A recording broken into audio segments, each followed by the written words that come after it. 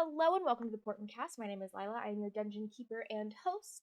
Portent Kast is a queer, female, and non-binary actual play show where we will be playing TTRPGs of all sorts. And today we are celebrating Pride, the first week of Pride Month. So excited. That's what we're all about. So yeah. But you are tuning into episode 14 of A Parlous Voyage. You can keep updated with everything we do, TTRPGs, over on our Twitter at the Portent Kast. And you can watch TikTok clips over on our TikTok as well. And if you want to keep updated with episodes, go ahead and hit that subscription button below. But without further ado, let's introduce the cast. Hi, I'm Kristen and I play Vernon. I'm wearing red, which represents life in the rainbow. Hi, I'm Star and I play Mariana. And Orange, you glad? I'm wearing orange, which is healing in the rainbow, and also Mothman. Yep. I'm Carolee, and I play Talara, also known as secretively Astrid, and I am wearing yellow for healing. Wait, no, sunlight! Hi, I'm Ezra, and I play Ether, and I'm wearing green, which symbolizes nature. Hi, I'm Helen. I play everyone's favorite barnacle bimbo, Narissa, and I'm wearing blue, which is magic and art, which I feel like fits our favorite little dumbass. And hello, my name is Raven, and I'm playing Crick, and I'm also wearing purple. I do not know what it symbolizes. I could not see it. Spirit! Spirit! Aww! Spirit. And I'm wearing white, which represents all of the non-gender conforming people within our community. But without further ado, let's go ahead and set sail into this episode of A Parlous Voyage. Hi, I'm Mo, and I'm here to tell you all about our next installment in our Summer of TTRPG series. But first, for those who don't already know, this project is a collaboration of over 20 different female, non-binary, and queer TTRPG players, coming together to tell 8 different stories all across many different systems. And our next installment is a classic murder mystery dinner party told in the Fate core system. That game releases on June 13th at 6 p.m. Pacific Standard Time, and you can expect to see a familiar face or two, as TPK's very own Kristen will be running the game, as well as a host of varied characters. Watch them all point the finger at each other until we find out who the real killer is. Now, if you need something to fill the space between then and now, we already have 3 different games out on the channel. A slasher kids on bikes, a Monster of the Week supernatural mystery, both of which I'm a part of, and a Pathfinder game where a village of goblins band together to fight aliens? I'm excited for you to watch all of these, but for right now, let's get back on course for this week's episode of A Parlous Voyage.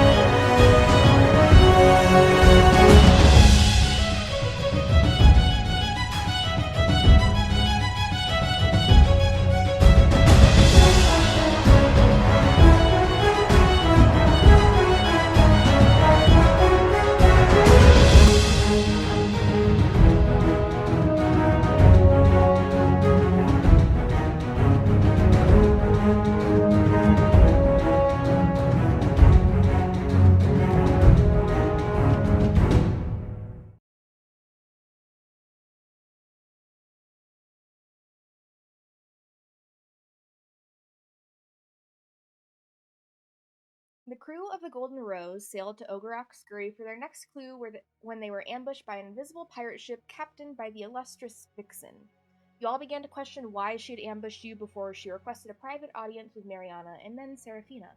After a long conversation, she went back to her ship, and her small fleet began to crowd you into the bay of Ogorok Scurry. You decided to see if she was telling the truth about already having the next clue and set sail to the island, where you fought insects plaguing you during your hike up, fought rock monsters, and then a saber-toothed jungle tiger that almost killed Ether and Narissa. But you all eventually met back up on the coast before sailing back to your ship, a few gold in tow, but no clue. Once you got to the ship, the Vixen and her Minotaur first mate were waiting for Seraphina and her decision, and then after a not-so-actual goodbye, Seraphina stormed off to her room and teleported onto the Golden Tide, leaving your crew. But after the Vixen and her fleet sailed off, you found a strange stowaway from the island and had made friends with a small lizard man, Crick. He seemed to have a big part of the clue you were looking for, and you set sail to Azitri, where you believe the next clue to be. And that's where we pick up as your ship sits in the middle of the Shalarin Seas, about where Mariana believes Azitri to be. So, what do you do, crew of the Golden Rose?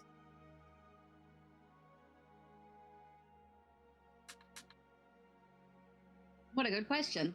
I can just imagine, like, we get here and then, like, we're all just kind of standing there on the side, just, like, looking down, like, over the, like, wall of the boat, ship. Clara looks down, just like, I ain't going down there. Not this time. Mm-mm. Ethan's Okay. looking, like, off the side of the ship just to see if they could, like, see anything through the water. Like, they don't have any doubts that it's there. Like, they fully believe Mariana, but just like, I want to see if I can see it from up here. Okay, make a perception check for me.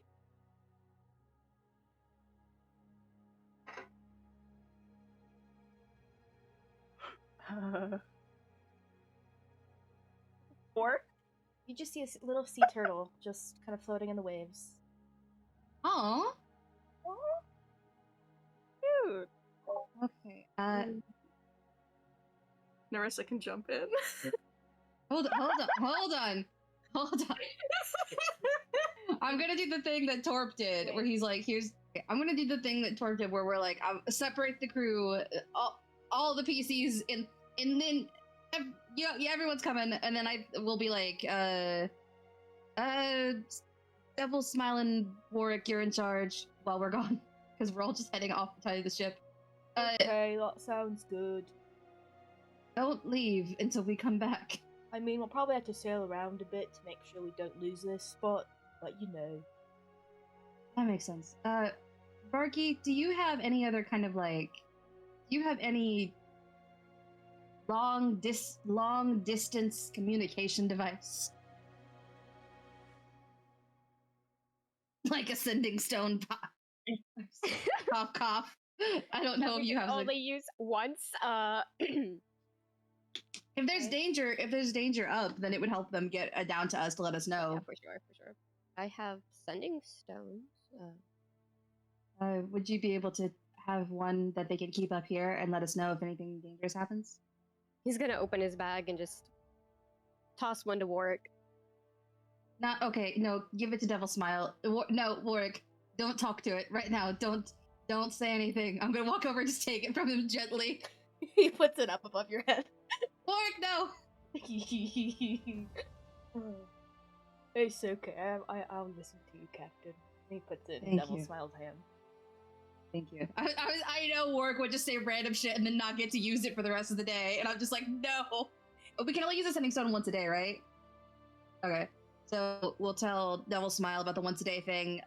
Let us know if there's any dangers, and back up. So, do we have water breathing potion or an ability to breathe underwater? I can breathe underwater, but I don't have any potions. I can breathe, but I would not be able to talk. Do we still have some of the leftover ones from when? Nope, You that's have a different ship. 3 leftover ones. This is an entirely different ship. Okay, we have 3 left over. I have Just- a spell. So Vernon to Lara. I have I'll a be spell. fine. I'll be fine. I'll be fine. I'm good. Does not need to breathe. Are we all good? No. Are we? Y'all need potions to breathe underwater? Well, Talara can Okay. set up that like thing we did on the ship when we were talking about Torp, right? Where we can all like message each other. Ah, the mind thing. Laura, can you do that? So Wait, the mind thing? You mean the Where we all talk in our minds while we're underwater? Can we do that? we can do that. Yeah. Heck yeah. I can then we wouldn't need if to we post- need to. Yeah. But I mean, it's probably better just in case. Bring a couple. Yeah, we'll I mean, bring we'll Not gonna hurt. bring what we have, and when we get down there, the Tritons have magic that can help us breathe underwater as well for a while. Okay. How? I feel like, considering everything that happened last time, we should have, I don't know, a signal, or like, yeah, we could talk in our head, but like Or like above water or below water? both. Well, we have the sending stone, so that if anything happens up here, they'll be able to let us know. And down below,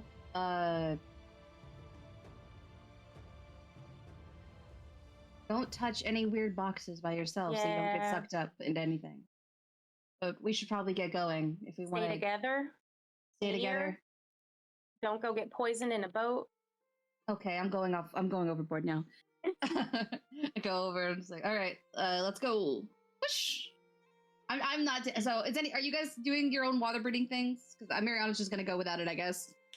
Vernon's casting a water breathing spell. You can also choose up to 10 other willing creatures within range to be under those effects. That's why I was like, you're just doing it to yourself. Okay, I'll just go. I mean, I guess you could do everyone. I didn't know it was multiple people. The rest lasts for like a day. Yeah, that's what I was gonna ask. What's the duration? 24 day. hours. Oh wow. Is it concentration? No. Wow, that's nice. Okay, cool. 'Cause mine is concentration, so that's yeah. better. Yeah. He would definitely use it on people who he knows needs it. I think if you can use it on everybody, that would be great because then Ether and I can talk. Because otherwise, we won't be able to talk. Just hold our breath.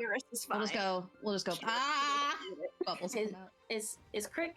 Are you coming down there with us? Sure. Do you need a water breathing spell? No, I can breathe underwater. I'm good. All these Cool. people breathing underwater. What the heck? She'll high five Crick. Yay! Okay. He'll high five you back. Okay. Let's go. Okay. You all take the dive after a few of you are now enchanted by the water breathing magics. And you guys begin the dive down to where you guys believe Azitri to be. At the moment, you guys are surrounded just by deep sea blue water. Nothing is within range of you. What direction do you guys go? The direction I believe it to be. Do I have any kind of indication at all? There's nothing here. It's just deep sea blue around you. Does anyone have a light spell? Yeah. Or anything? So My favorite terrain, so I can guide us pretty well. Favorite terrain is water? Is water a terrain? It's deep sea, technically. So I'm Talara's still gonna have telepathic speech open with everyone just for distance and yelling purposes. But also I guess she'll use dancing lights to just kind of like point in directions to like follow us down to kind of light the space around us up. And like keeping them like as far like out like 120 feet from 120 feet from her, right? So, like, could one be 120 feet, like, to the left and then one, you know what I mean? Mhm. Yeah. So, like, as far Vernon as the would do the distance. same. Yeah, Vernon would do the same. So you guys have these 8 dancing lights around you. And you guys begin kind of like diving down deeper into the Shalarin Depths. About an hour passes before you before I need everyone to make a perception check for me. Perceive. 16. 19. 23. 17. 19. 21.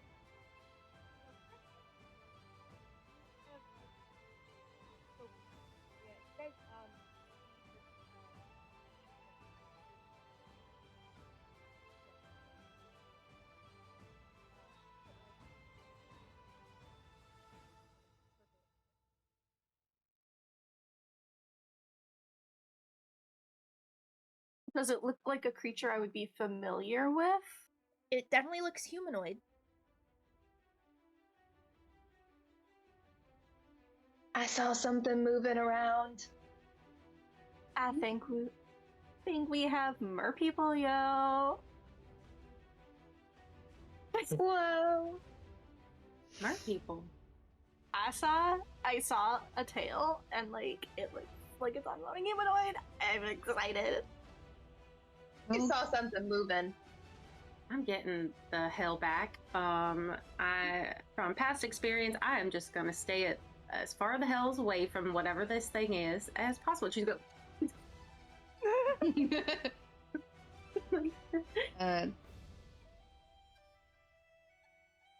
wave my hand up and look around, see if I can see what they saw. You'll see what they saw. But as you guys continue swimming, kind of, still sinking down, Narissa and Crick, you also see as what looks to be like some sort of like column is rising kind of from like the depths. It's like a white marbly kind of a column. I think we're getting the civilization. Did Mariana tell everyone that she was familiar with this place? I can't remember. I think she might have. She's like, I know where it is. That's it. Okay, fair enough.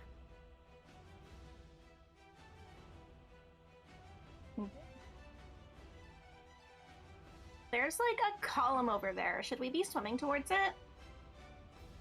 Should we go towards it? There could be humanoids around there. Yeah. Yeah.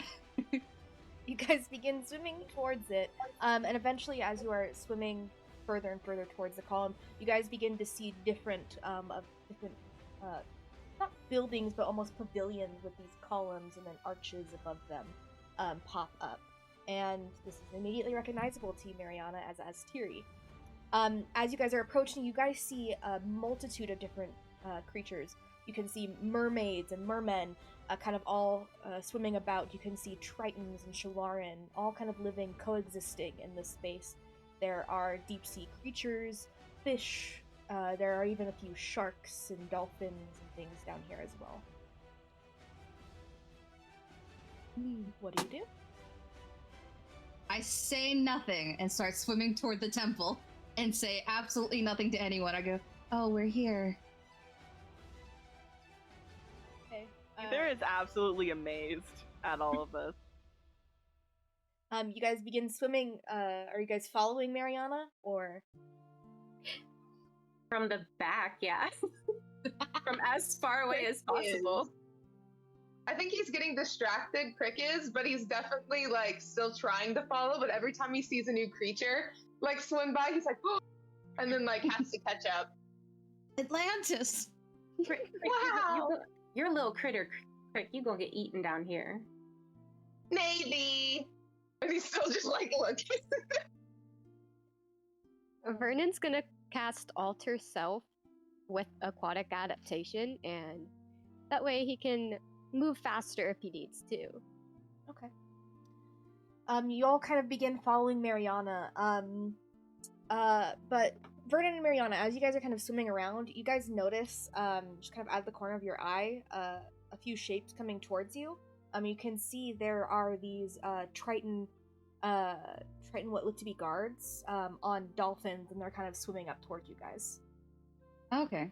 He's gonna stop. That way Yep. he doesn't seem suspicious.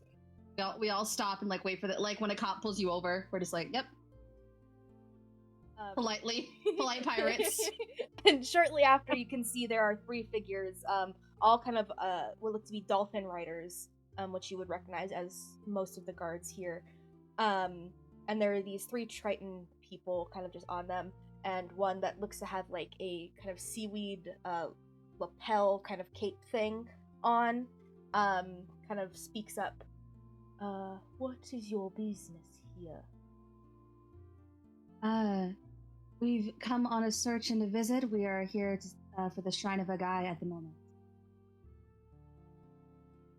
Are you with a permitted party for that? We have not permission yet. We are headed there to get some. Like you make a persuasion check. On gay die.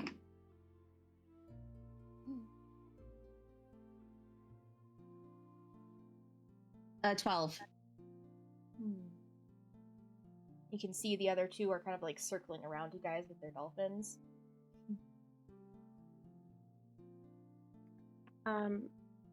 Lara is gonna speak up. She's up. Oh man, see, I tried to tell the captain that when we came down here that we would need some kind of permission. It didn't make sense that we could just come up in here and just try to come in, but you know, it was really hard to kind of find out information about how to get down here, and we just figured, you know, we're already here. Why turn around and go back? I've come to visit Soterios of the shrine. As you guys are kind of talking, you can see the dolphin. One of the dolphins kind of like gets closer to you, and then swims back up to what looks to be the captain of this kind of guard here. And Narissa, you can hear it as like bubbles begin to kind of shoot out of the dolphin's mouth. I believe it's Mariana. It's Mariana. Remember? Oh. Star of the Sea? But all of you guys here just see the bubbles appearing out of the dolphin's mouth.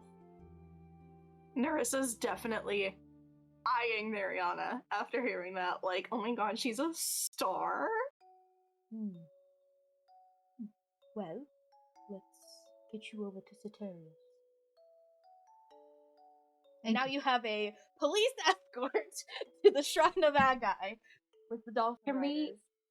So, can you real quick, like, so who is the person we're Soterios?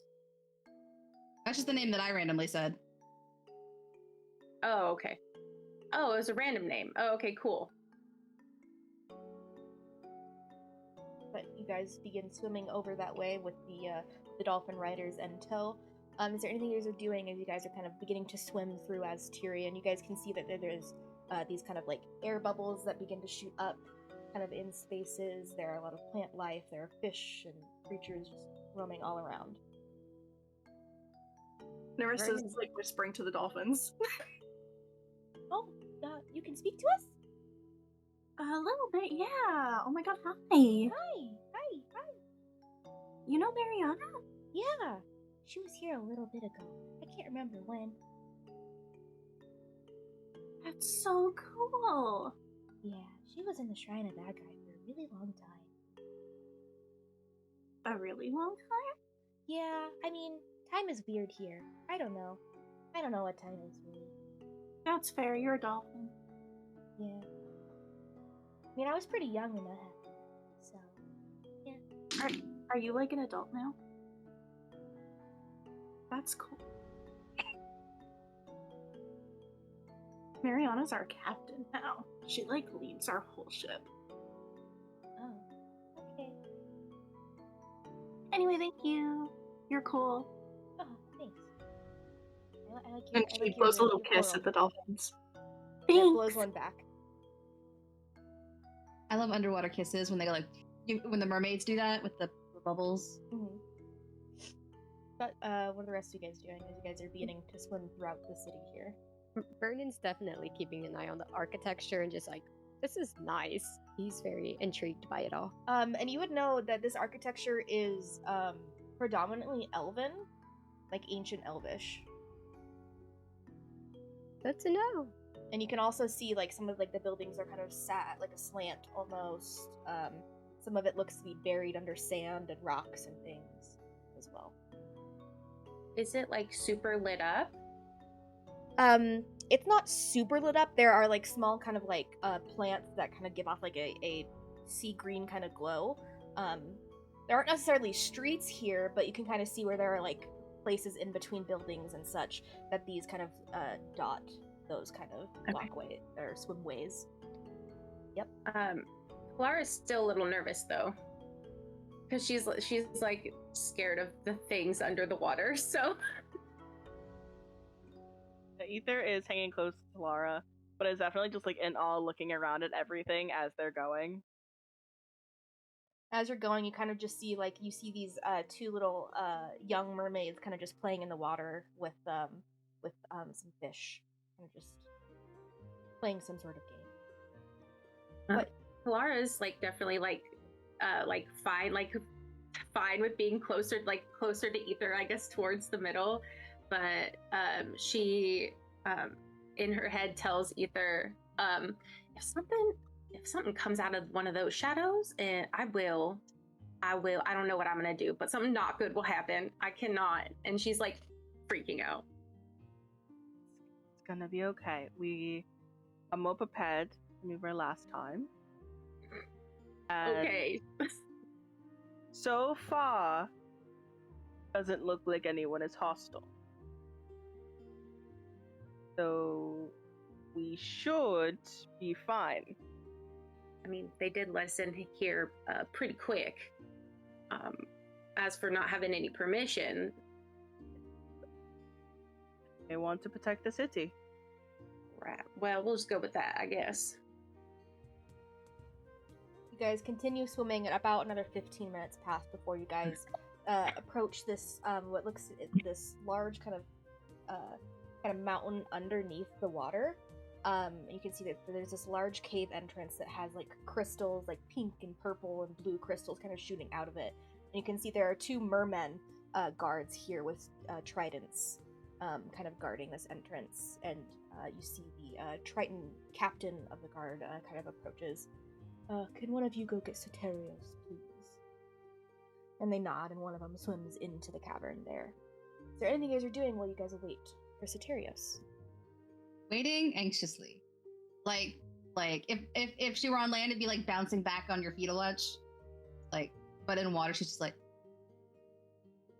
Like a Bowie? yeah, fully just like I think her excitement is very obvious on her face. It's just like Does Narissa catch that? Yeah. I think anyone who Yeah. looks at her will catch it, honestly. She's not hiding anything. Fair enough.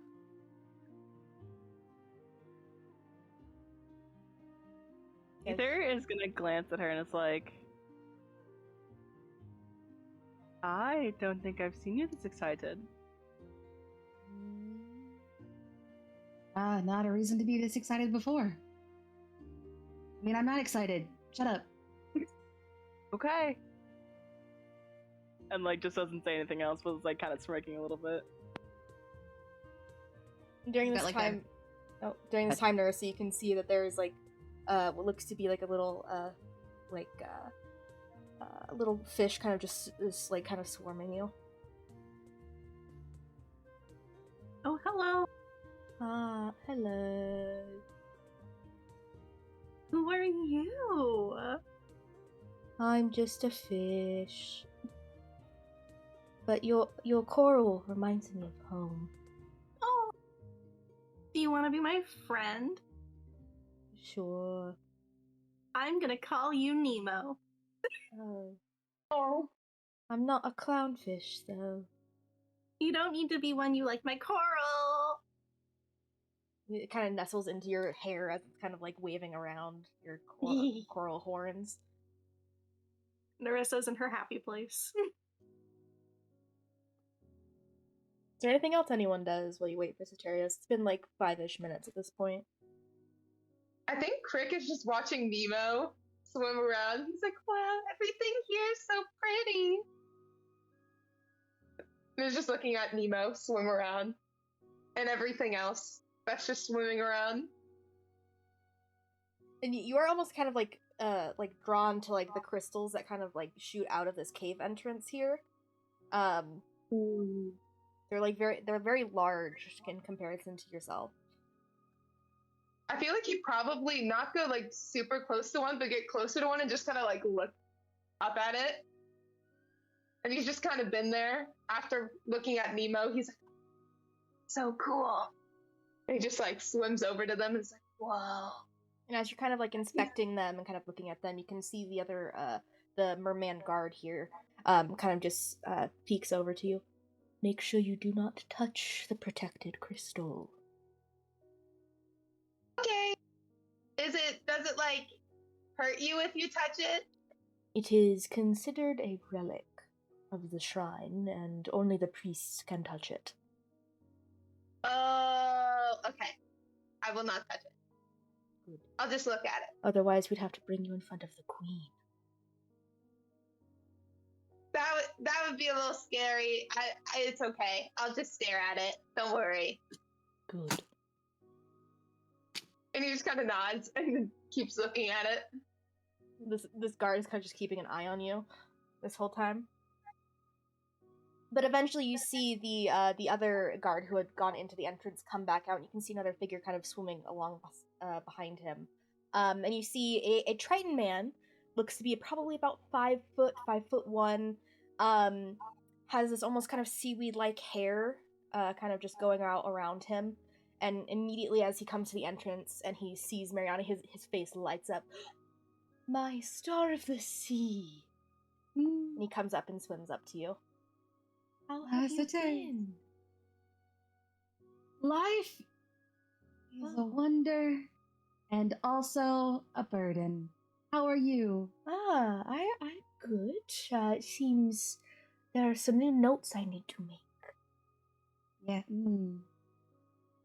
Oh, this is I'm a pirate captain. Oh, This is my you've crew. really come up since I dropped you off in Glouwich. I know. A lot has happened. I can see. This is Barky. The name of a dog. Yes, it fits him well. This is Talara, but you can also call her Matey. Talara's very like similar. nudging Ether. Like Talara's like, That name is very similar to that of the queen's. Do I know the queen's name? Yeah, it's Talora. no relation. I don't think, at least. I don't know. No, she's Shalarin. You look to be human. Yep. And this is Narissa. She talks with fish. Oh! Hi. Almost a champion of Soraya, I can see. Oh my god, yeah, do you know her? Not She's great. personally. Though, Agai is one of her champions, so we worship him. Oh. That's cool. Yes. This is Craig. Craig is the newest. Ah, hello, little lizard man. Hello. And this is my first mate, Ether. Big, like I'm going to give a big clack on the back, but we're in water, so it's slowed down tremendously, and it's like, shh, just on the back. Well, nice to meet you all. Would you like to come in? Yes. Everyone, good behavior. We're pirates, but good behavior. If you disrupt the shrine in any way, we unfortunately have to take you to the queen. But, just make sure you don't touch any of the crystalline walls and floor. And be respectful there. Let's go.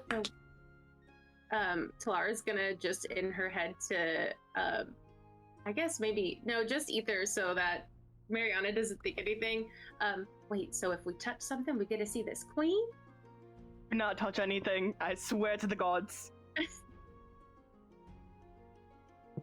Yeah, Mariana's got the kind of vibe of like when you bring your friends over to your parents' house for the first time, but your parents' house is also a museum. And you're like, I swear to God, like, it's like I want everyone to like each other so much. Also, don't hurt anything. I'm scared for if someone like stumbles and accidentally touches something. I don't know that you Good can thing we're stumble swimming. underwater. Yeah, Fair enough. the slow, just sort of motion, just like flips. Flipping underwater is fun. I do it every time I'm in a pool. You have to. But you guys swim after Soterios. The guards seem to be relaxing as you now have permission to enter the shrine. You guys swim in. You can see there's almost these kind of it's a very circular kind of cave, probably about 20 feet by 20 feet. And all of it, they're jutting out large crystalline rocks, who all kind of shimmer as you kind of begin to go through it. Very iridescent, almost kind of like a mylar paper, as you're kind of swimming through. And there's these, as you're kind of like going through this kind of almost hallway here, there are little dots of light in between on kind of all the larger crystals. But you guys approach, and then at about 50 feet of this hallway, there is this large kind of opening in the space, and Soterios begins to kind of swim upwards and into a different hallway, and you guys have to follow.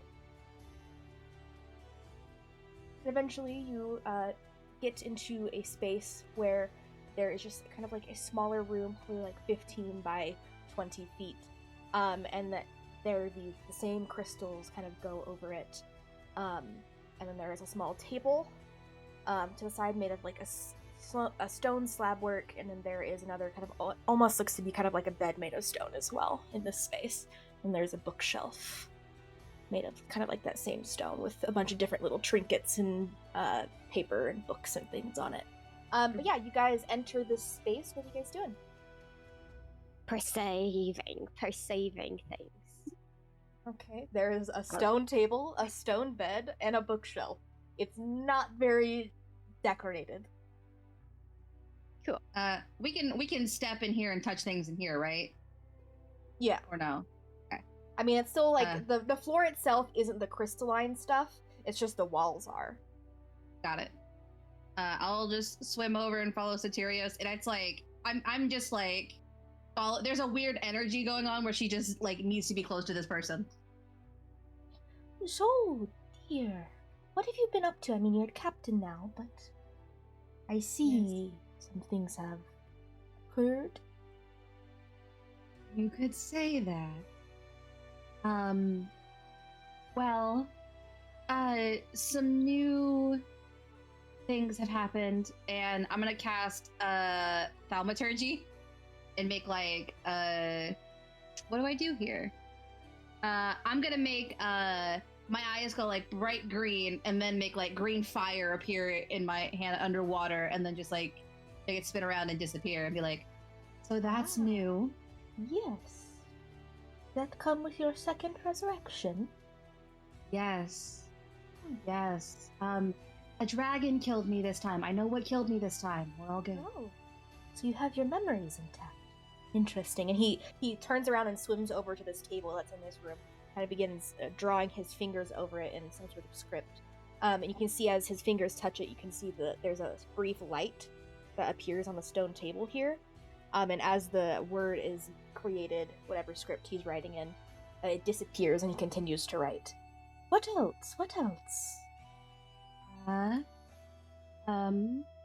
Well, know that you know how I can talk to dead people? Mm-hmm. I can do it more now. Oh. Like, So- willfully? Yes, like when I'm awake. Interesting. I talked to my dead captain skeleton. And That is then there was a ter- dragon. Oh, we're searching for a treasure. That's why we're here. Oh, what treasure are you after?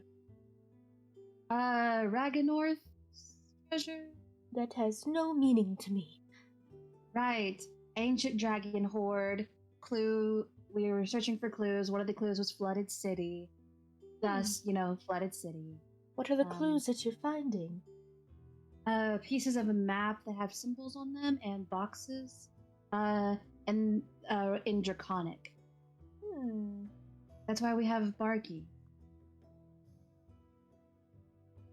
I would assume a dragonborn would know Draconic.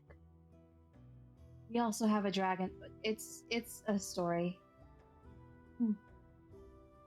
I don't think I've heard of these map pieces in Azitri, but I mean, we could perhaps see if anyone else has any information. The Queen might. I don't know if she'll take an audience, though, this quickly. Are we in here for this? Yeah. Well, Talara just kind of pops up. Well, I know how we might be able to get with the Queen. I mean, if I touch something, and Do you not said that, touch that's what anything. No. Oh, You will be I was- sacrificed to Agai, I was and I really asked- don't think you want that. No, not yet. No. I don't think you want it ever. Craig just touches Crystal. Okay.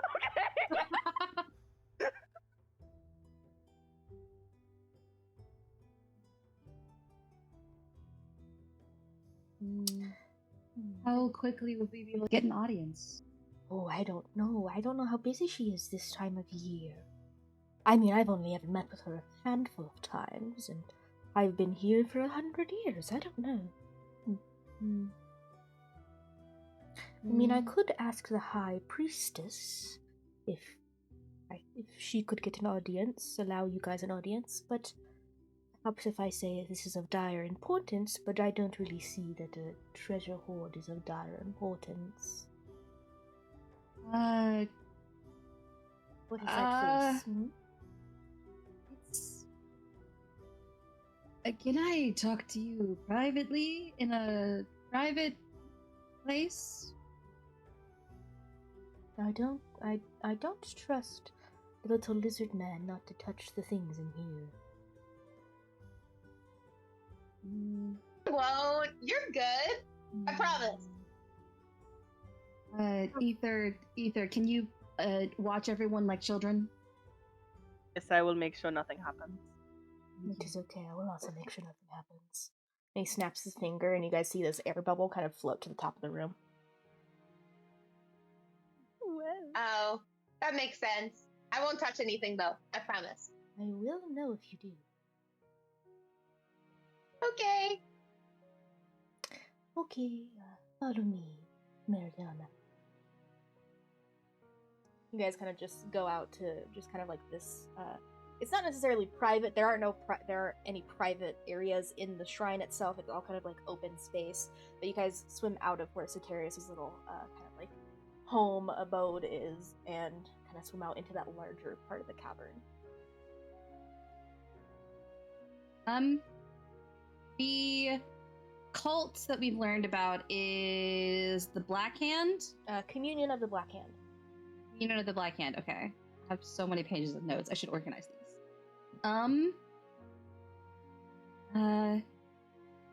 Terios, does the Communion of the Black Hand mean anything to you?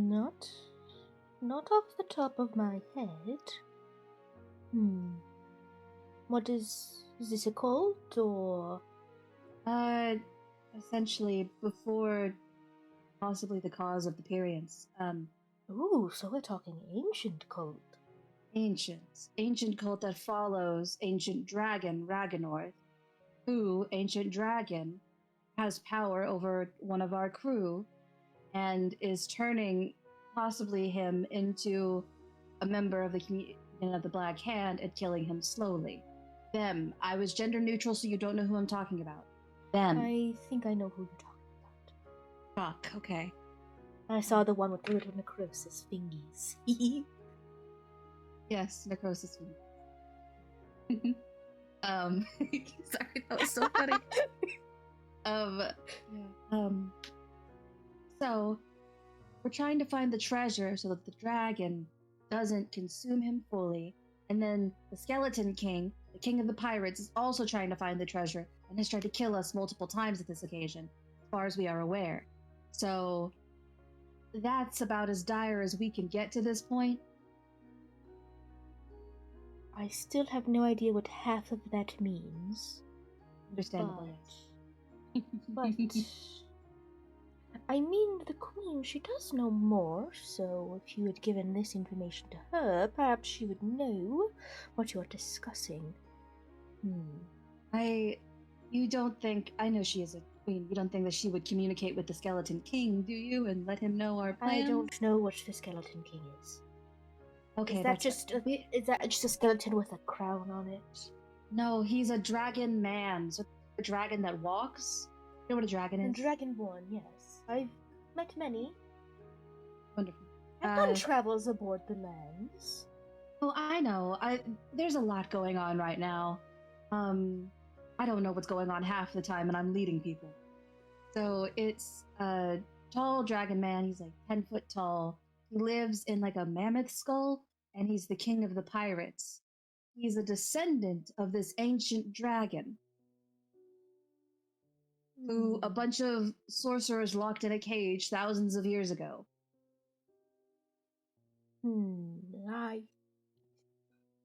It's still going right over my head. I don't understand what most of this means. But perhaps, like I said, perhaps the Queen, but... Let me check in on the other group real quick. And he kind of like rolls his head back, or like his eyes roll back. What are you guys doing as this conversation is happening? So pacing the room anxiously.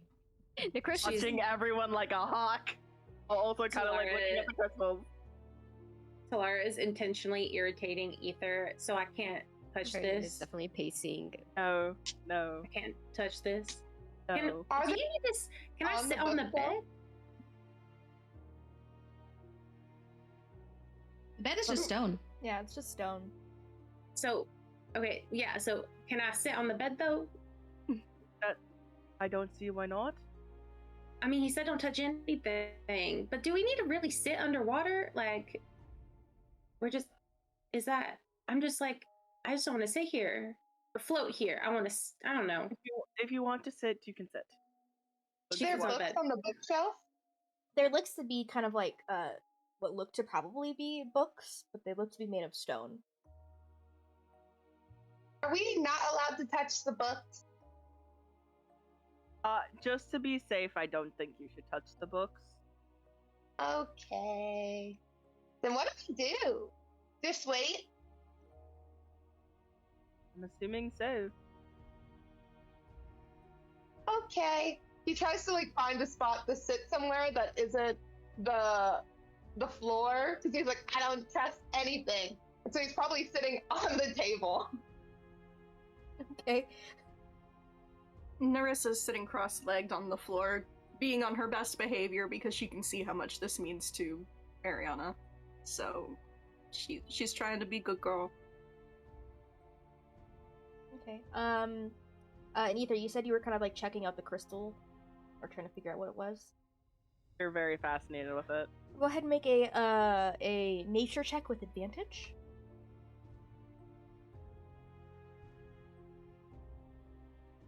Nine. With advantage? I got a 3 and a 9, and I don't add anything to it. Okay. You don't know. You haven't seen this before. Anyway, so they seem to be doing fine, though the little lizard man thinks he wants to touch everything. Yeah, I'm sorry. It's okay. I mean, I just really didn't want them to touch the walls. Not like they could read my stone tablets anyways. Do I know what language his stone tablets are in? Nope. Okay. Yeah. Oh yeah, I just let him do stuff. Okay, cool. Right. I think the queen is really to get information about. Yes. I'm trying to think of how to get that information to the queen.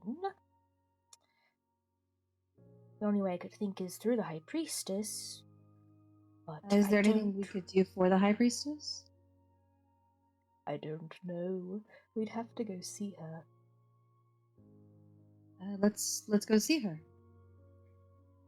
I still don't trust everyone in my room. We can bring them with us, and yes. Okay.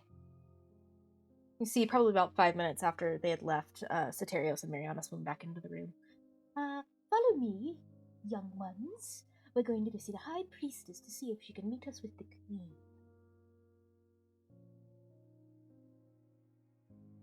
Can I touch the stone? Not the crystal, the stone. If Laura. something's made out of stone, can I touch it? Sure. I just need to I just know. don't want you to touch the crystal. Okay, thank you. Because then you'd be a sacrifice, and okay. I don't think Mariana Oh, really what? wants that.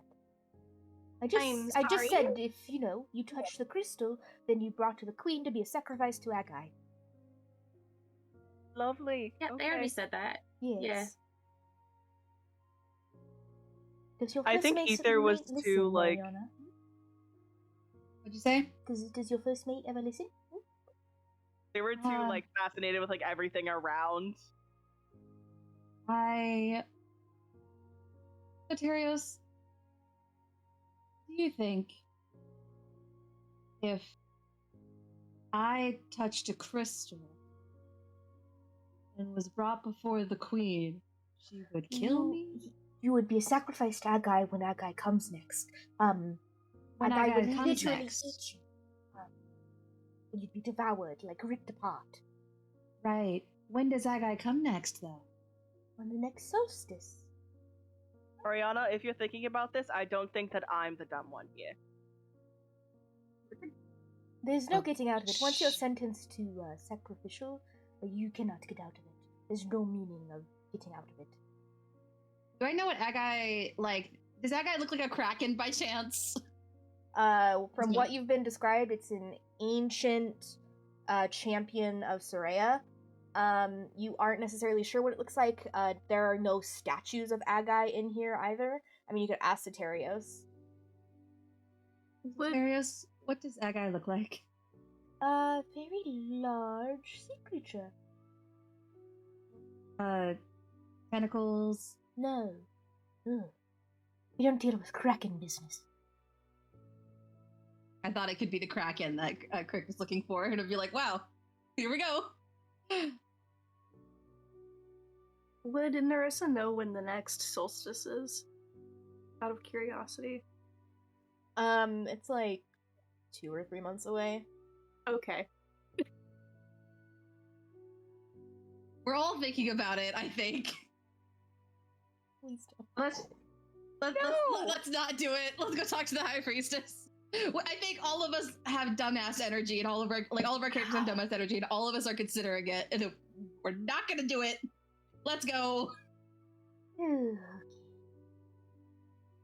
Soterios turns around and begins swimming towards kind of that same main chamber, but downward and kind of like right across from the hall that you guys had first entered in.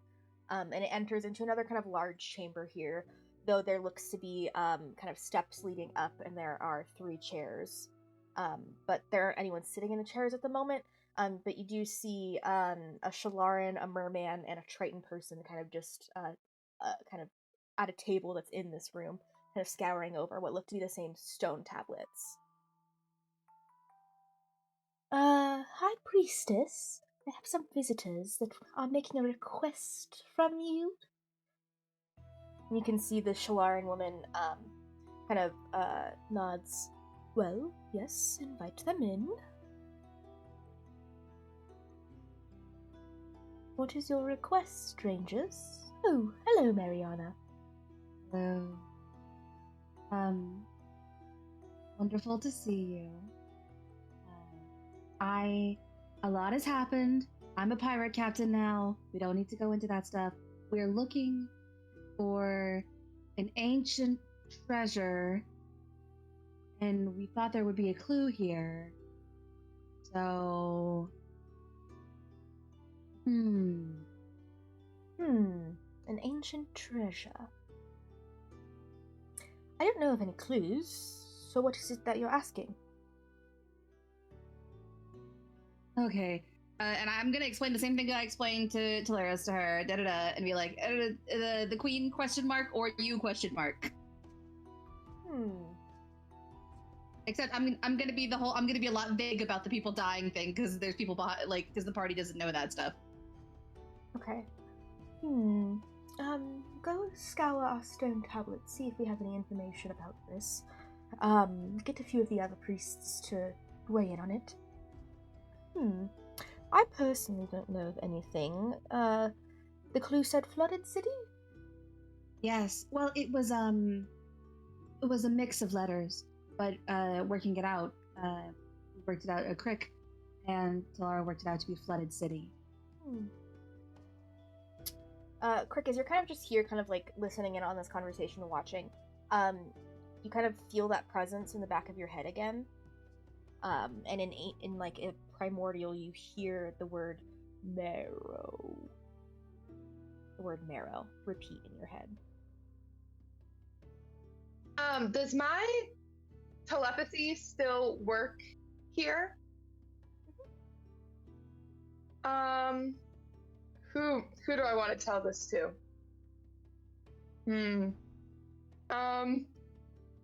I feel like to Talara, he uses his telepathy, and he's like, I just heard another word in that voice again.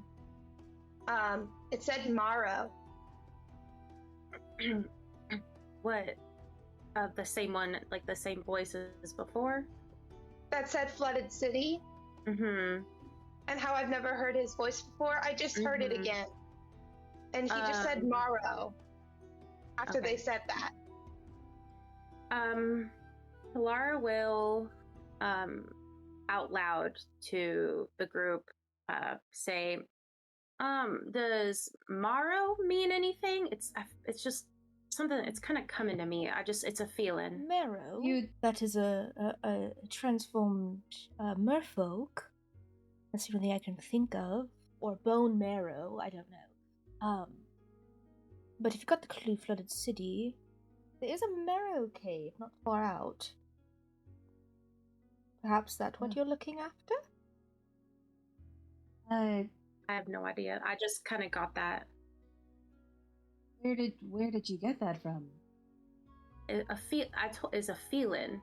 I didn't physically get anything. Can I do an insight check? Sure. Make a persuasion or a deception check.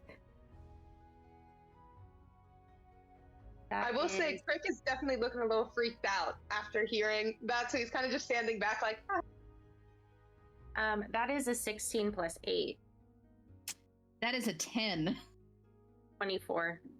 Okay, you don't really notice, you believe, Talara, but you do notice, Darissa is kind of like picking at her nails and kind of like has a little bit of anxiety going on right now. I suppose we can go check out this, Marrow Cave. Would you, all be able to continue research into this while we're gone? Yes, we can. So Terios, get the information on the Glouwich Overhang, and get that to them. And Soterios kind of nods. Yes, not a worry. Can I do a perception check, just to see, like, if there's any, like, negative intent with sending us this place, or if they're just being helpful? That would be an insight check, but yeah. Yeah, insight.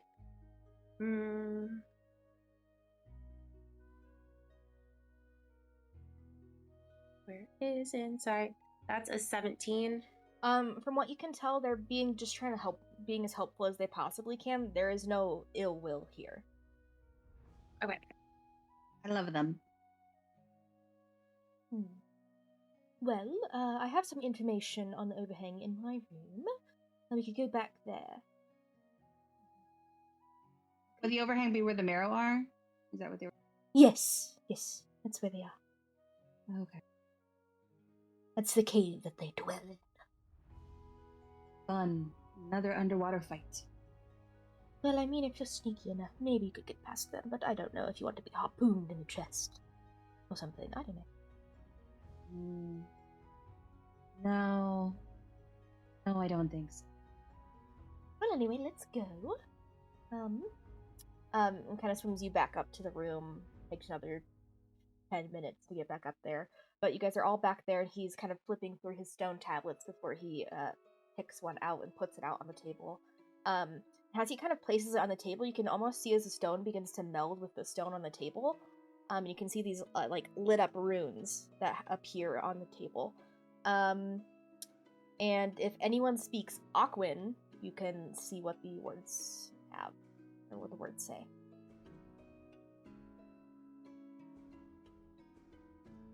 Okay. Well, it says here that the Glouwich Overhang looks to have just been an old cave system that the Marrow overtook. But there are some dangerous plant lives in there. They look like seaweed, but in torchlight, they appear pink, like a vibrant pink. It says they're very poisonous.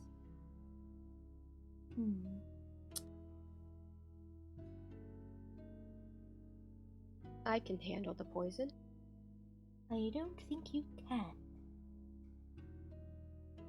I have a spell. I definitely can. Okay. So what you're saying is the marrow. So what you're saying is the marrow is the plant. No, the Marrow is the creature, the transformed merfolk that live there, and the Glouwich is the plant. Oh, okay. Perhaps we have a bit of the antidote in the stores. I don't think I could offer that much, but I do have a thing that might help locate the Glouwich. Do you know what effects the poison would? He kind of he almost swipes the table, and you can see new script appear. It says that it is like a paralytic.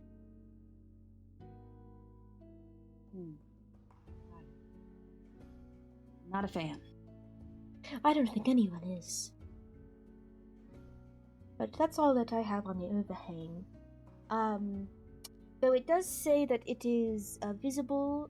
It's called the Overhang because there is a wrecked pirate ship that overhangs the entrance.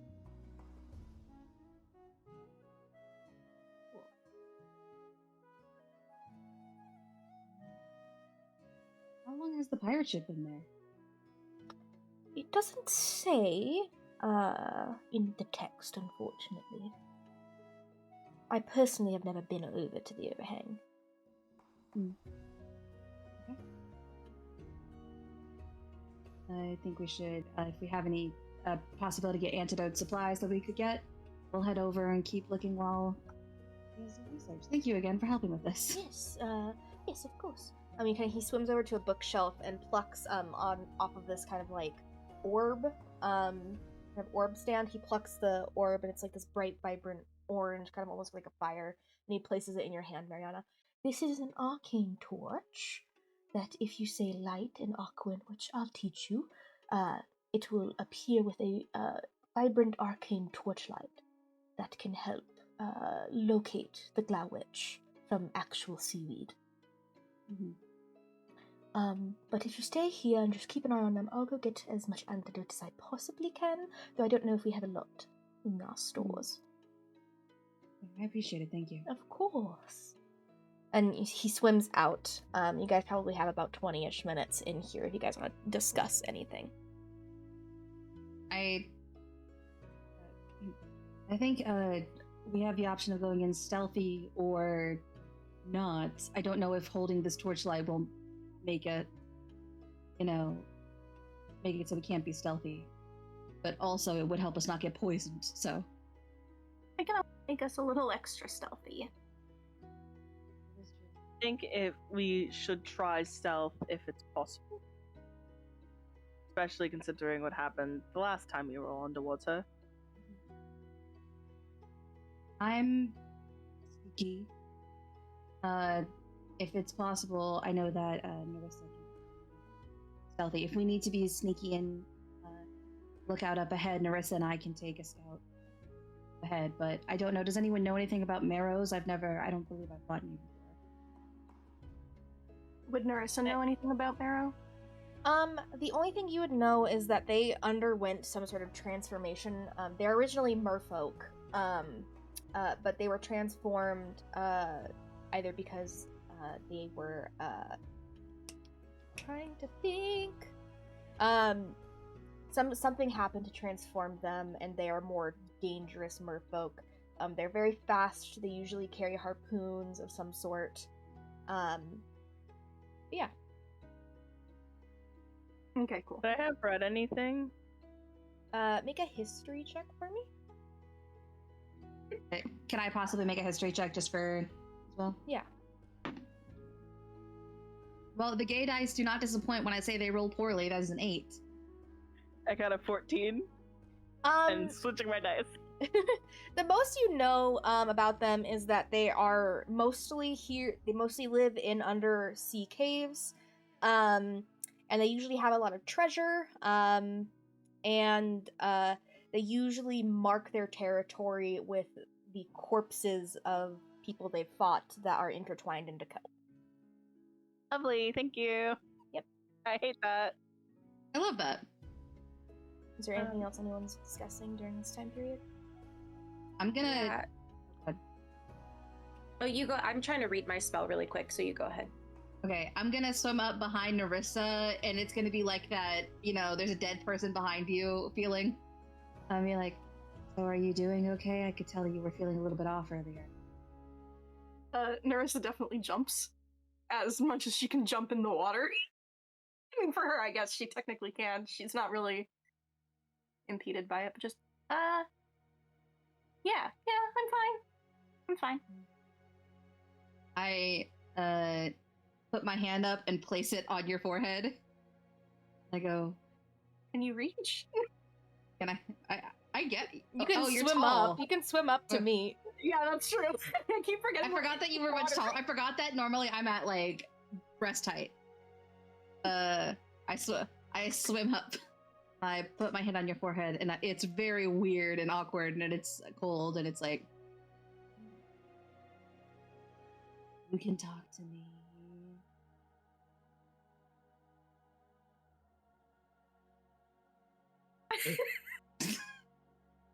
A very creepy understanding of how to communicate, just like... Can I roll a wisdom check to see if she's frightened? Sure. Should I roll an intimidation check? I'm not trying to intimidate you, but hey. No, you're I think good. that's really funny with how fucking scary that was. She means well. She does, that's the thing.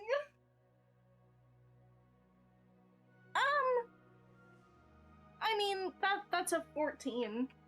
So It's a little off-putting, but yeah. Just, for now, I'm fine. Maybe when we're back on the ship, maybe ask me again. We'll see how I'm feeling.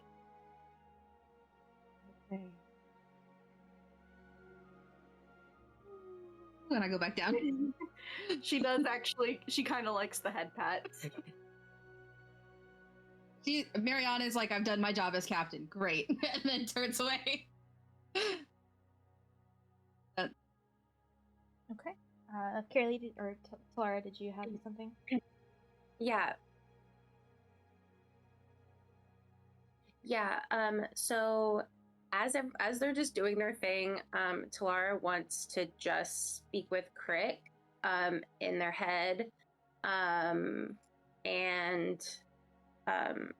So what is that? What is that thing? You don't have any idea of what this thing is coming to you? Not exactly. I just started hearing his voice recently. Like, because of my mind stuff, sometimes I can hear voices and things, but never his. He's new. But he's told us 2 things about what's going on, so I don't think it's bad, but it's weird. It's weird. It's weird, and it feels very trappy. So yeah. Can I try something and you just kind of let it happen? Yeah, sure. Okay. Is it gonna hurt? Wait. I mean, it's a mind thing. I don't think it should hurt. Oh. No, I'm not gonna. Okay. No, it's what I did before that you didn't know I was doing, but now I'm actually like asking you if I can do this thing instead of just doing it. Oh, okay. Yeah. Yeah. Okay. I want to try to detect thoughts and probe deeper. And I'm curious if I ask a question about this marrow thing or how this voice is in Crick's head, if it might, because any question I ask, it brings that to the surface. Mm-hmm. Do you know what I mean? Mm-hmm. So I want to, it says verbally directed at the target. I'm like, so Talara is just staring at Crick, and and they're just like staring at each other. And Talara's gonna use detect thoughts, and then just out loud say, "What is this thing with this marrow? That was so weird." Just see what happens. Okay, and you're willfully allowing the. Okay, you dig deeper, probing deeper into Crick's mind, and as you say that, nothing really pops up. Just you can hear the voice in like an ancient primordial almost speak in a tongue that you're not used to. But that's the only thing that comes up. What do you mean by I could hear a voice that speaks an ancient primordial that I'm not used to? Like you're not used to you don't know the language primordial, correct? No, but I mean, is that I hear like a voice? You that's hear the different same than... voice that Crick heard when he mentioned like, marrow. It's a But that's memory of it. but that's the only thing that pops up. Oh, I see. Okay. But it's not. There's not like a barrier though. Like I'm being blocked. Okay. To Crick in their head. Well, that didn't do anything, and that's pretty much all I can do. I mean, I could like, I don't know, hit you with a mind thing, but that would hurt. And I already said I wouldn't do that, so. Yeah. I don't know if it's fully harmful or not. Like, you know, when I came on this like journey and stuff, I didn't really get like guidelines of what was gonna happen. So I don't really know what to do when people are just speaking in my head, you know. Yeah.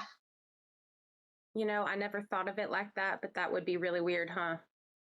Yeah. It's a little funky. Yeah, I never thought of that. Okay. Well, I'm just a little worried about this voice. People hearing voices in their head and not knowing where they're from, and it's too much of a coincidence for me.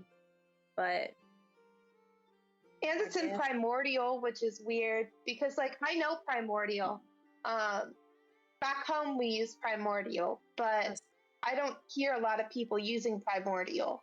So would I know that primordial is like primordial is the language of demons.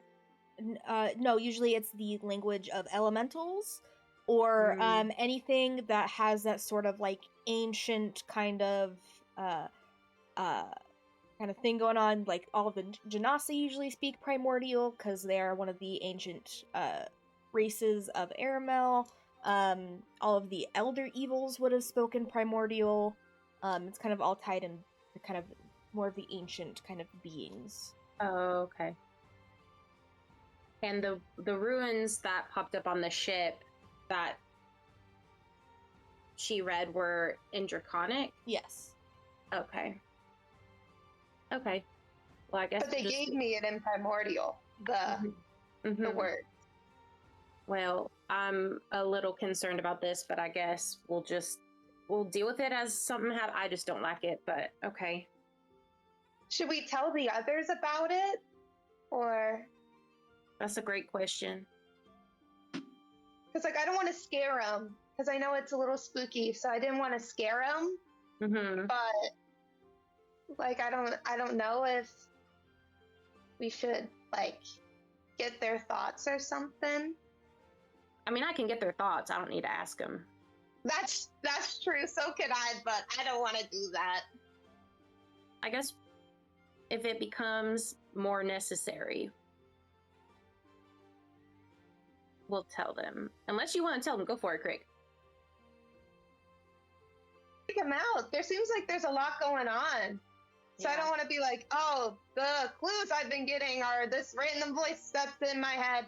That would probably sound a little weird. Yeah, especially when you say it like that and like out loud. Well, in your head out loud to me. Yeah.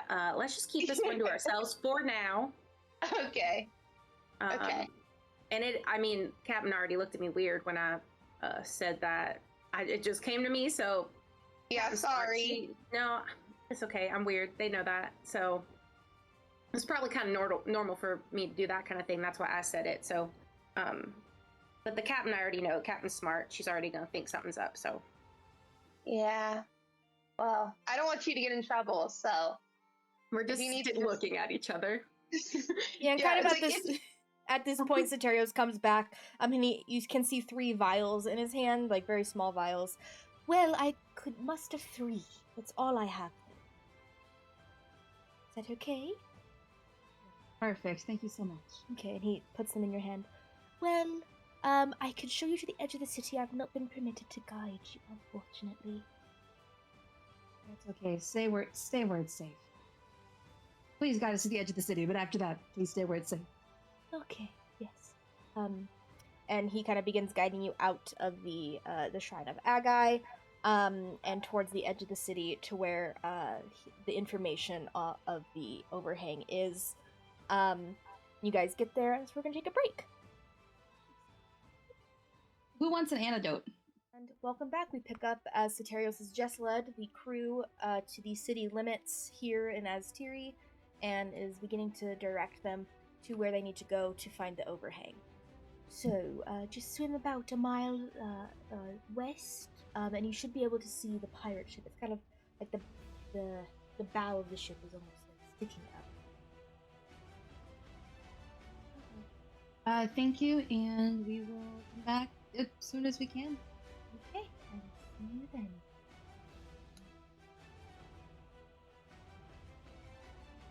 What do you guys doing? We're heading to the cave. Okay. And we're keeping an eye out for dangers. Okay. Yeah, can Narissa make a paranoia perception check, please? Sure. Thank you. How long does Path Without a Trace last, by the way? An hour. An hour. Anyone who wants to make a perception check can. Not one. Damn. You are too concerned with what's going on. 21. 17. 12. Also a 17. Okay. That in mind as you guys are traveling. But you guys begin kind of traveling forward, making your way towards the Glouwich overhang. Is there anything you guys are doing during that time, or do you just want to skip ahead to that? I have a question. Are we going stealthy there? Or are we just swimming there?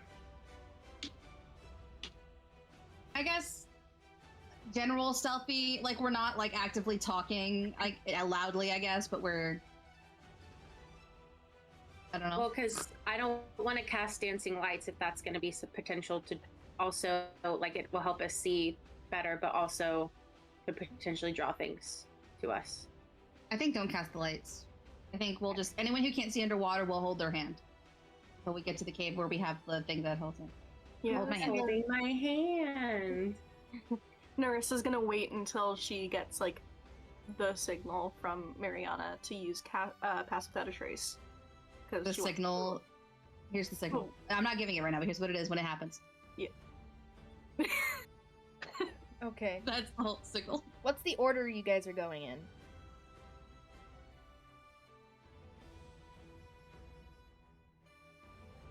Okay, I don't want you guys to just put up your fingers, please. Just tell me the order in which you guys are going.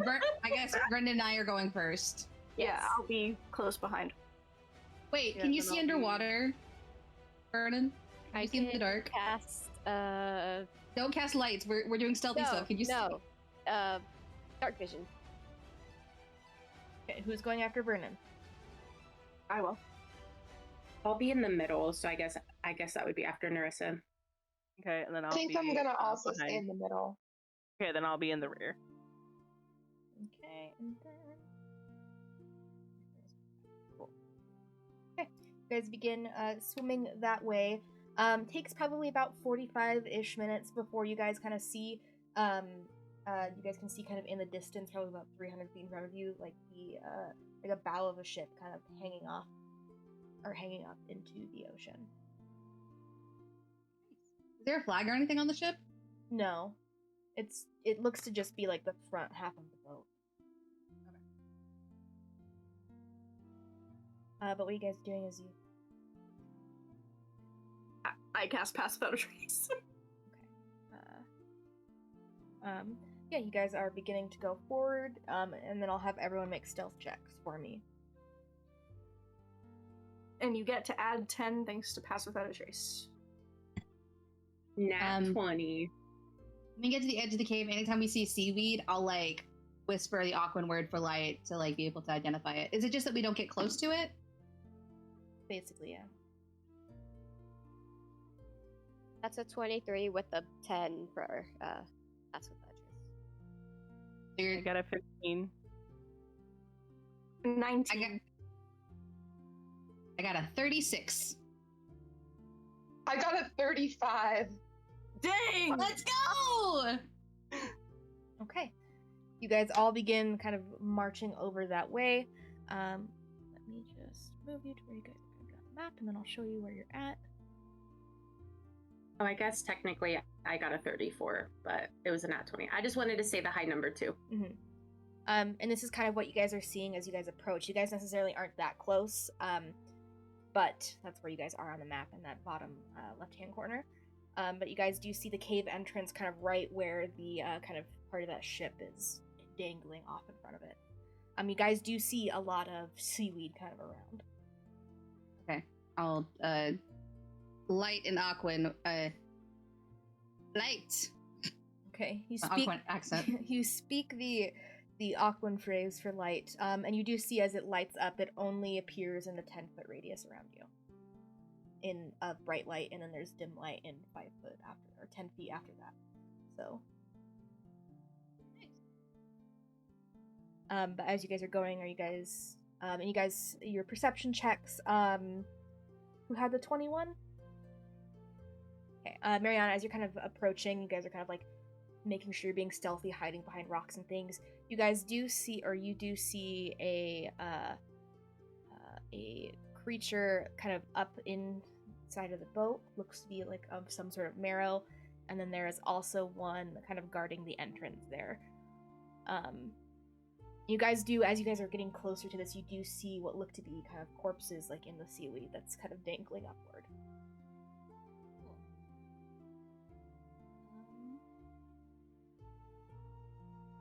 Possible distraction idea.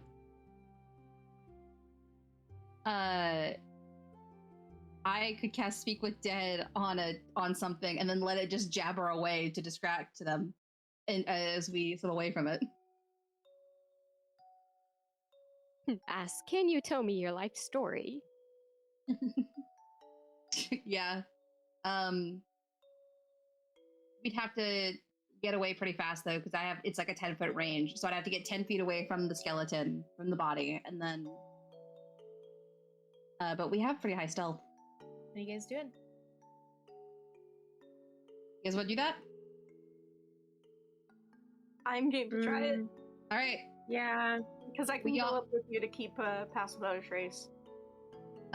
Should we all keep range together? Like, close? But then there's a possibility of low stealth. But then they could see you. Okay, let's all just go together. What's the range of Pass Without a Trace? That's what I'm checking right now, because I know it's not huge. It's 10 foot around you, I believe.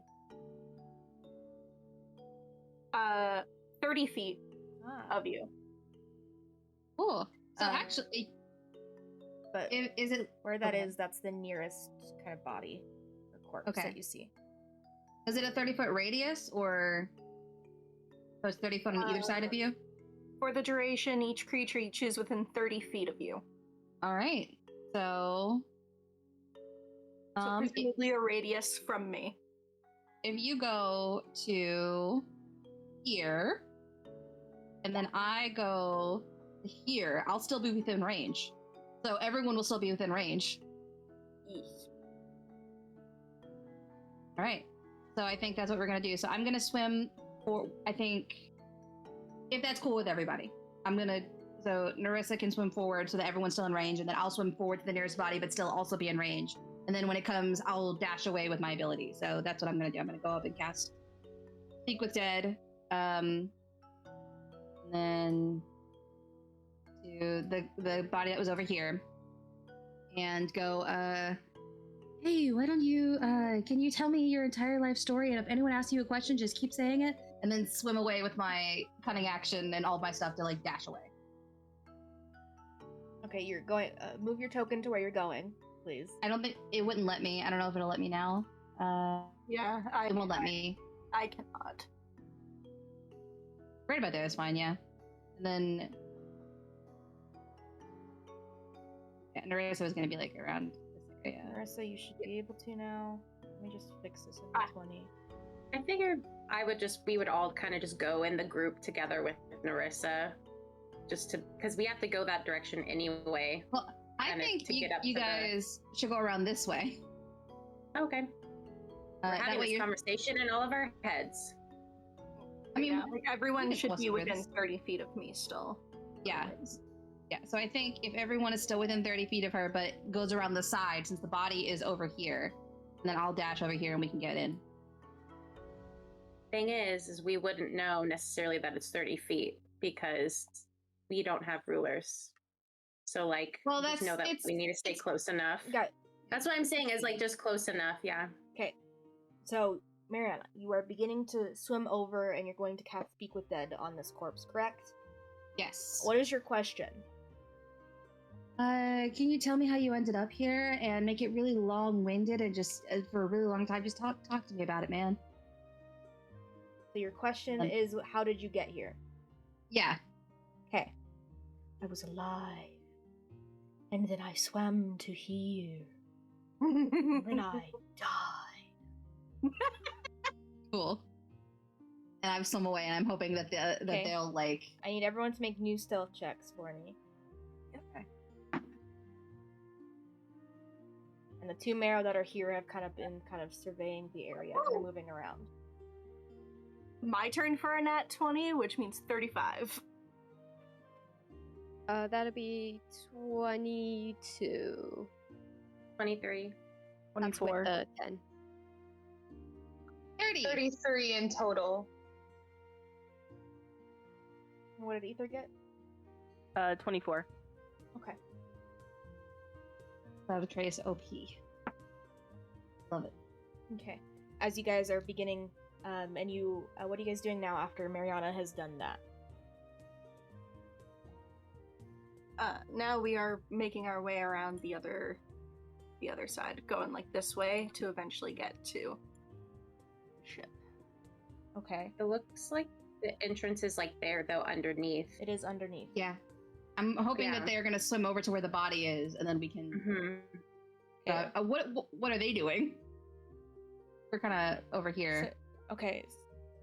You should be able to. Everyone should be able to move their tokens now. You see one of them kind of goes off and begins to kind of inspect what's happening. But looks up at it, snickers of some sort, and is beginning to head back to his station. Great.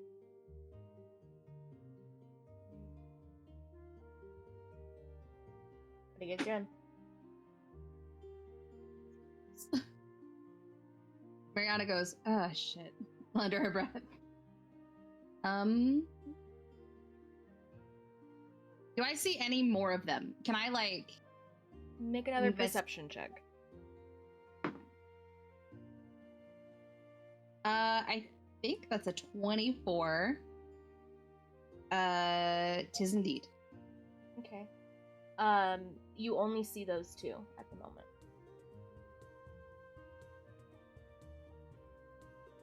They're kind of swimming around. I think we just try to make a dash for it and get in the cave. What do you guys think? Mm-hmm. Yeah, get as close as we can at least before we attract attention. Mm-hmm. We're stealthy. So are you guys dashing or are you guys being stealthy? I think we're stealthy about it. Complete stealthy. I think just that we are just not doing anything else, but just going directly there as quick as possible in a stealthy way. Okay. Vernon is readying Eldritch Blast. Okay. Readying it, not setting it off. Oh, I'm constantly stressed. Okay, you guys get about halfway. Let me roll a perception check. But I'm guessing Vernon is going to towards near the. You guys get a Do we little have bit further.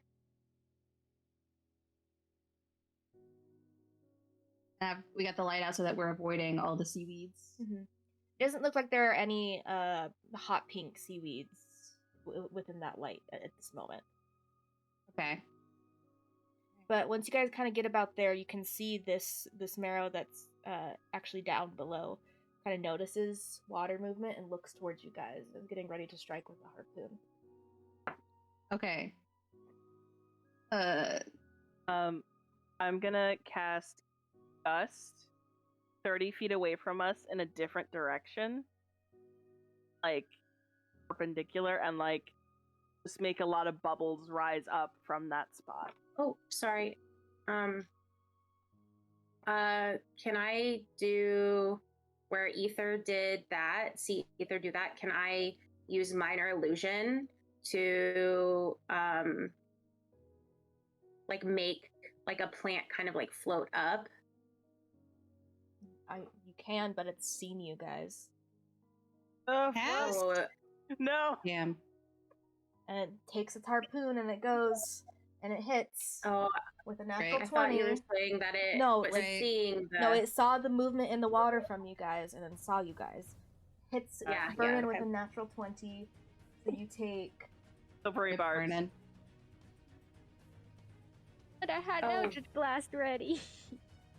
That's fine. It still can hit you. It still hits you, but not for a natural 20 now. But, and who do you give advantage to? Ether? Mariana. Okay. You take 13 points of piercing damage, and I need you to make a strength athletics check for me.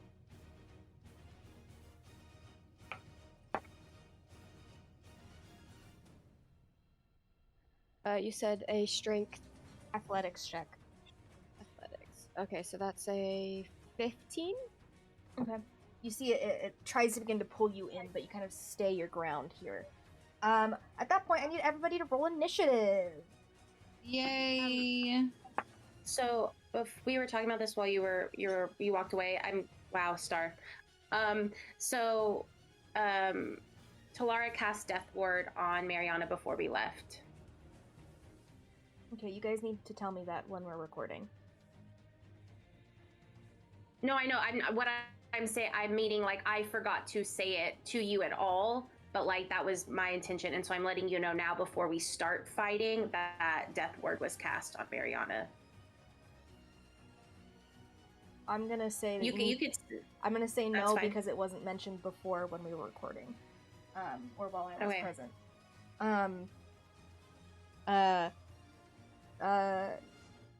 What is Vernon's initiative? 22. Okay. What is Mariana's? I got a natural 20, making it a 24. Okay. You know what that means? I do indeed. Okay, what did Talara get? 14. What did Ether get? I also got a nat 20, so 23. Ooh. Damn. So go ahead and look at the homebrew rolls for that. And then what did Narissa get? 17. Okay. And what did Crit get? I also got a 17. Okay, what are your guys' decks? 18. 20. Okay. Crick will go after Narissa. Alrighty. So, that that happens, and you see there's a harpoon kind of sticking into Vernon. What do you do, Mariana, on your turn? I've got Netherlights, the rapier, and I'm going to go forward to this guy to stab him. So that's 15 feet of movement because we're underwater. Stab.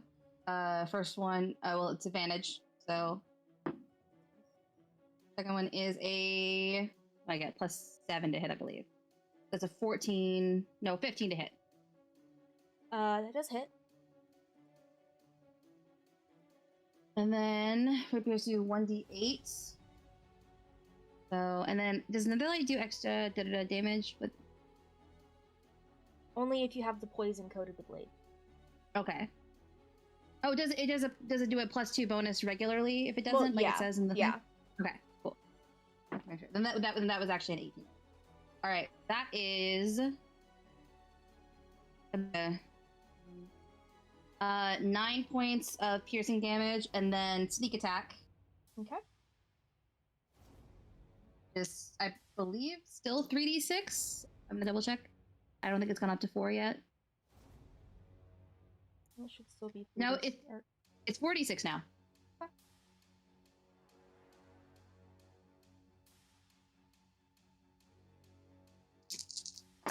Ether, you're on deck.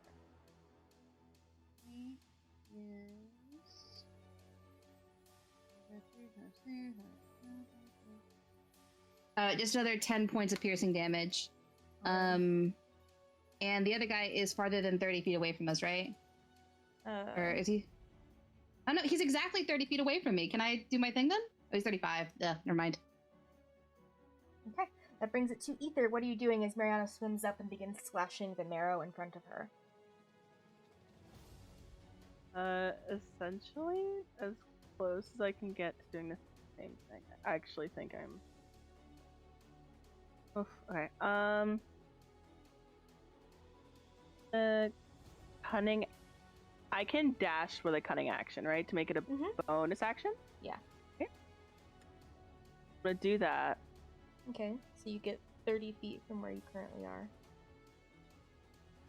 And then I want to dash the last 5 just to get to Sky. Okay. And then I will use my action to do... Okay, question. So if I use my action to coat the blade, can I use my extra attack to do that? Or does that not count? That's your my whole first action. was...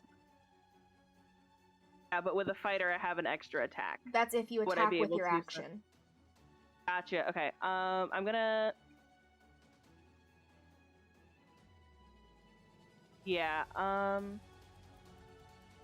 you doing? okay, I will action surge then, so that I can do, like, have the sword with poison and then stab at the same time. So I'll use Okay. an action surge for that. You rolled a natural 20, right? So you have sneak attack on this if you hit. And then it's advantage to hit, right? Because of the Yes. nat 20? Yes. Okay.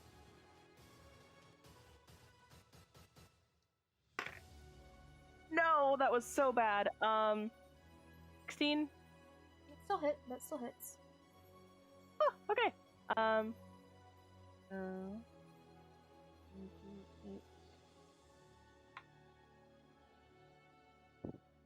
That is 8, and then 10, 20. Okay, so it's 8 damage plus the 2d10 from having the poison on it. Okay. So that's 20. You have to roll the 2d10. Like, yeah, I did. I rolled them all at the same time. Okay. With the d8, I got a 3 plus the 5 is 8, and then I got 20 damage. So So 20 it takes damage 20 total. fire damage. And you also get sneak 20 attack with this as well. Oh, so it's 28 total. 8? Or it has to make a constitution saving throw. I am really sorry. I'm all over the place with this. Okay, it definitely saves the con save. Okay, so it just takes the 8 damage. And then sneak attack. I think at this point it's 2d6? Yeah, it should just be 2d6 for you. Yeah. Vernon, you're on deck.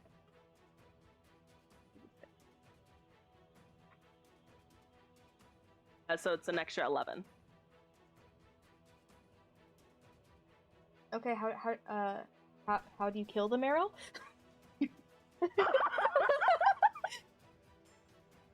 Okay, Ether, like, sees the danger and, immediately just, like, follows with Mariana. And I think it's like, because it's the two of them and they're both using, like, rogue abilities, it's very much of, like a 1-2 coordinated attack. And then, like, Ether just, like, blinks and then it's dead and they're just like, oh. Okay. Okay. You high five, that brings it to Vernon. What are you doing for your turn?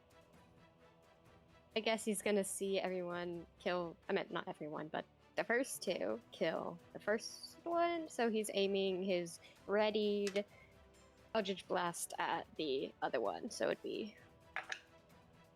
Ooh, I guess not, because that's a nat 1. Okay. So that brings it to an 8. Yeah, you go and you shoot up, and it misses. It kind of dissipates in the water beyond it. Anything else you're doing on your turn? Nope. Okay. That marrow is going to. Oh, I am on the wrong layer. Is going to swim over this way and is going to. And also keep in mind, you still have a harpoon in you that's kind of attached to this thing. Is going to go over and also do another. Actually, it's going to swim down this way and make 2 attacks against Lara. For a natural 20 for the first one. I was muted. Barbs on that one. I was muted. I was gonna say I cast shield before you, but it's okay. I was muted. You're good. Hit me. I cast Silvery Barbs on the nat 21. Still hits. But not in that Not a 20. crit. Okay. Good.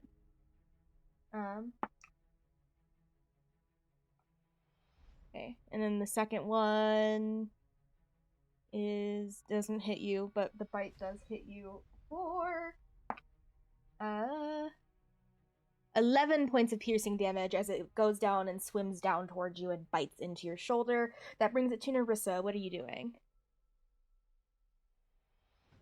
Seeing this guy move closer, Narissa's going to just like casually move over this way.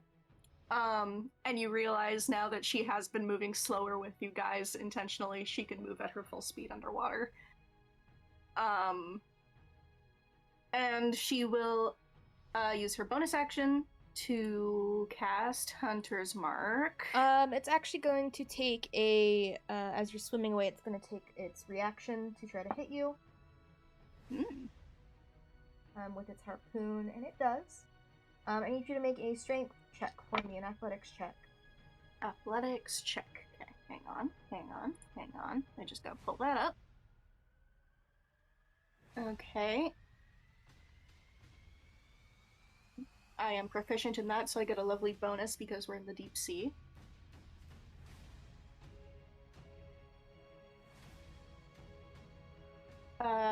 So that is an 18.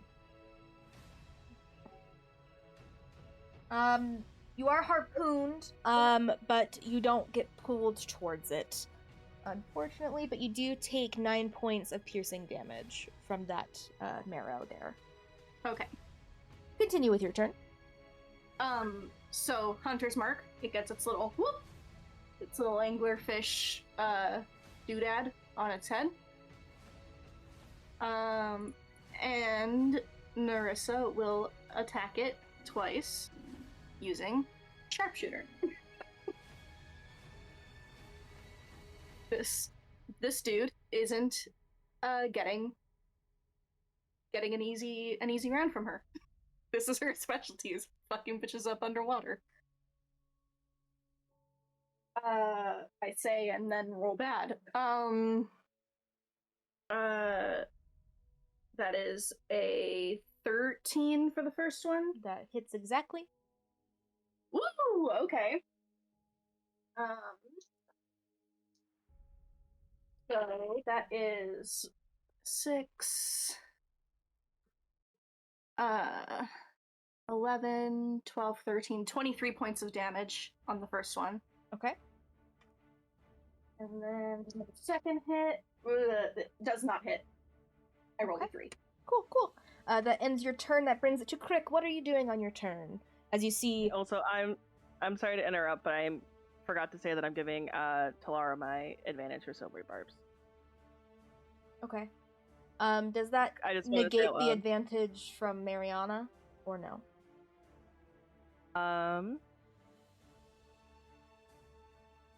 That one was just on the next attack roll I made within a minute, and I already made that attack roll anyway, so it would have already been done. Well, you had already Okay. had advantage. Oh yeah, but I thought because it was at the next attack roll that it didn't really mean anything. It doesn't say. It only says a creature can be It's- empowered by only one use of the spell at a time. So I can't give it to the same person twice. It doesn't say anything about giving it to different people.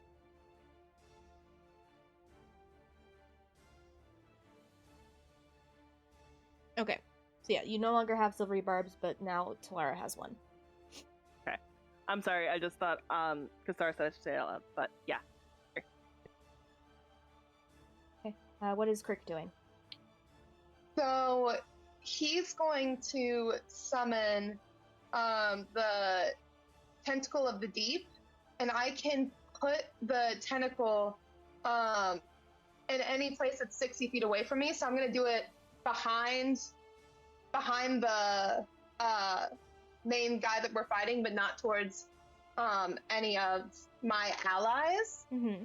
And that's a bonus action, so I'm going to use my action to make a spell attack with it. I have not rolled that. Okay. So yeah, you guys see as Crick kind of lifts up their hand, and you see as from the actual pirate ship, these tentacles begin to whip out and are about to go and hit the marrow. I'm gonna go ahead and make your attack. I roll, so that's a 21. Okay, that does definitely hit. Okay. And it's not too much damage. It's just 6 points of cold damage, but their speed is reduced by 10 feet Okay. until my next turn. Okay, good to know. And are you moving anywhere, or are you staying right where you're at? I'm probably staying where I'm at, Okay. so I can see the tentacle. Alrighty, that brings it to Talara. What are you doing on your turn? Mariana, you're on deck. Talara's gonna cast Dissonant Whispers at the marrow that's right next to her. Okay. So that's a Wisdom saving throw.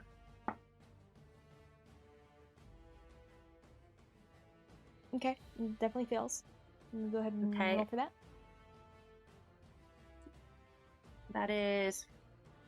That's 10 damage, and then it is, so if it fails, it moves as far away as its speed allows in the opposite direction of her. Alrighty, so it moves upward toward the pirate ship. And then when she does that, she's going to take that opportunity to kind of like sneak in and like swim in to the entrance, like peek into the entrance of the cave. Okay, you peek into the entrance of the cave, and you see there's another marrow swimming directly towards the front of the cave. Mm-hmm. And she'll just finish her movement, move back one, just so she's back hiding. Okay. And let everyone know there's one coming. That brings it to Mariana. What are you doing? Right. Has that one that's swimming away taken any damage yet? Yes, it has. Let me get my ruler out real quick. Toll the Dead. So it's a cantrip, and it has to make a saving throw. It has to make a Wisdom saving throw. Okay, that is a 16. That passes. It is fine. And then I'm gonna use my movement to get. I'm gonna move.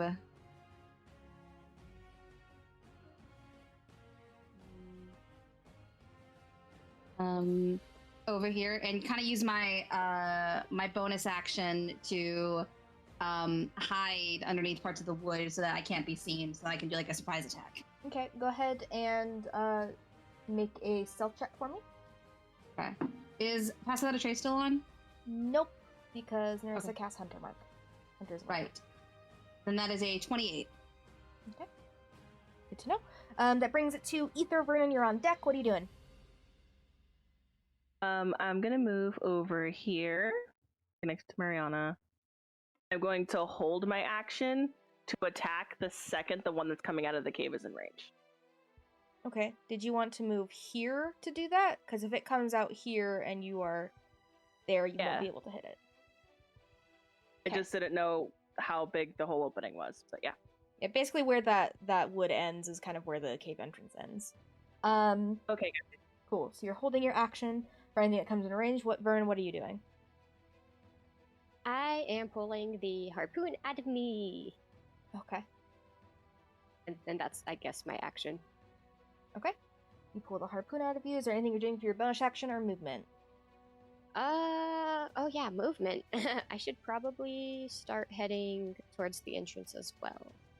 Okay. Where are you moving? I'll move. Probably behind Talara. So you move over that way. That brings it to Marrow's turn. Marrow is gonna move its speed back this way. And it's going to still sees you guys, but it's going to harpoon. Who's going to harpoon? Talara again. With a natural 1. So it doesn't hit. But this other marrow that is coming is it's going to, let me move it up with the tokens. It moves into this range. If Ether, you want to make your attack, those within range of you. Oof. 10. It does not hit. Then do I get the extra attack if I have a ready to action as well? Yes, it would just be your regular action. So yes. Another 10? Hey, it doesn't hit. It sees you beginning to swing out at it, and it's going to go and attack you with its multi-attack. That one doesn't hit. That one also doesn't hit. So it goes out to bite you, but you guys are kind of just missing at each other as you guys are both swinging towards each other. But that brings it to Narissa. Crick, you're on deck. What are you guys doing?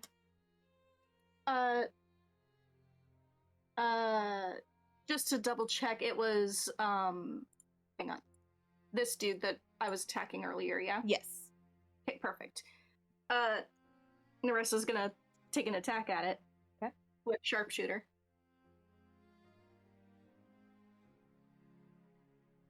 Which just misses. I rolled a 12. Okay. So she will try again.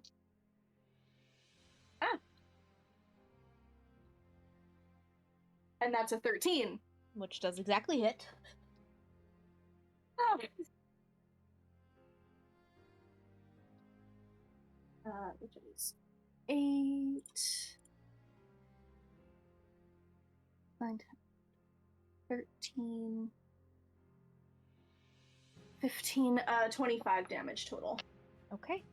You go and you take an arrow and it misses, and you do another one and it immediately hits and sinks into this creature's chest, and you can see it begin to kind of slump down towards the ocean floor, dead. But that brings it to Crick. What are you doing on your turn? Really quick, So- just for my bonus action, I'll move the hunter's mark to the other dude. Okay. Easy peasy. Sorry. So for my action, he's going to cast Eldritch Blast. So I'll roll for those 2 beams. That's a 15 for the first one, and a 22 for the second Both one. hit. Okay. That was 4. That's 11 points of damage for the Eldritch Blast. And then for his bonus action, he's going to use the Tentacle of the Deep. because it's a 10 feet radius and they're still over in that area. Okay. So I'm going to roll to hit. That is a 19. That does hit. And then 6 points of damage, cold damage for them. Alrighty. And their there's- movement is reduced. Awesome. That ends your turn. That brings it to Lara with Mariana on deck. What are you doing, Talara? Talara is going to, if I use Arms of Hater, which is a 10-foot radius on me, it's gonna hit Vernon because he's right next to me, right? Mm-hmm. Yes. Yeah. Okay. So she's gonna cast Mind Sliver instead. So that's a intelligence saving throw. Okay, that definitely fails with a 7. So that's 3 damage, and then it has to subtract 1d4 from the next saving throw it makes, and then she's going to use some sorcery points, and we are going to cast Mind Spike as a bonus action. Is that a leveled spell? Mm-hmm. You can only cast one leveled spell and a cantrip in a single turn. Even if it's okay. Yeah. You can cast a Mhm. cantrip if you'd like and quicken it to a bonus action. Oh, I should have done. So then I should have done it backwards. Like I should have done it the other way.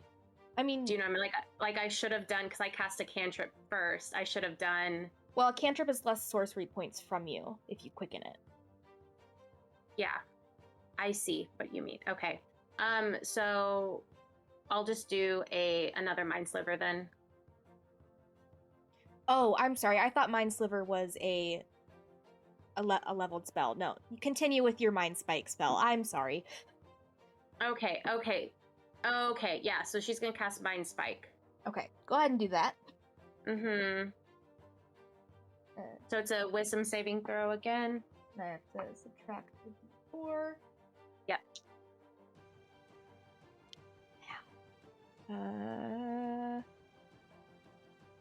Okay, that's a 13. That does not save.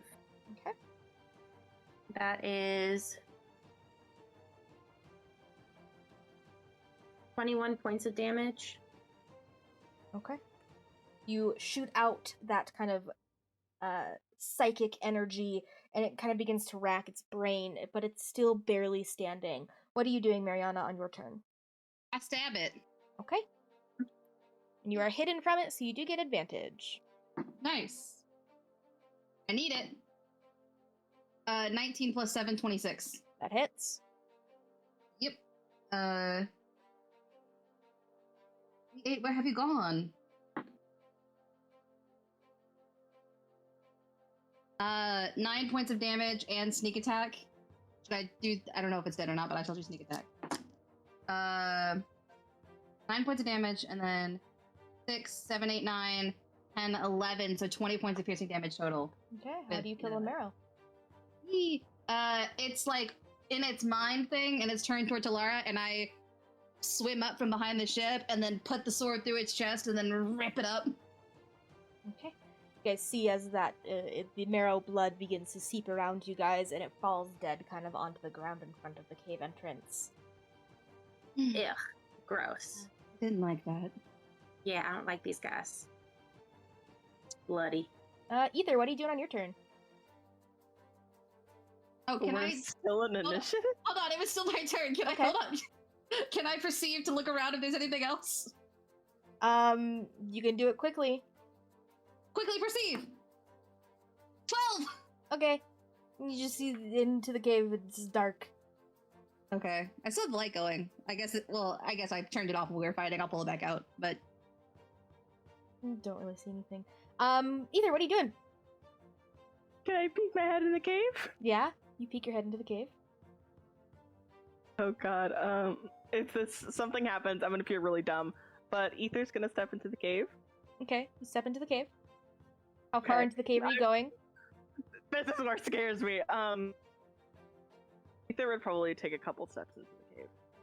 Okay. Trying to look to see if they see anything. Okay. Like. And by a couple steps, equate that to in 5 feet intervals for me, please. I would say probably about 10 feet. Okay. Okay. Go ahead and make a perception check for me for your turn, for your action. 15. 15. Okay. You don't notice immediately anything kind of like any living creatures in here at the moment.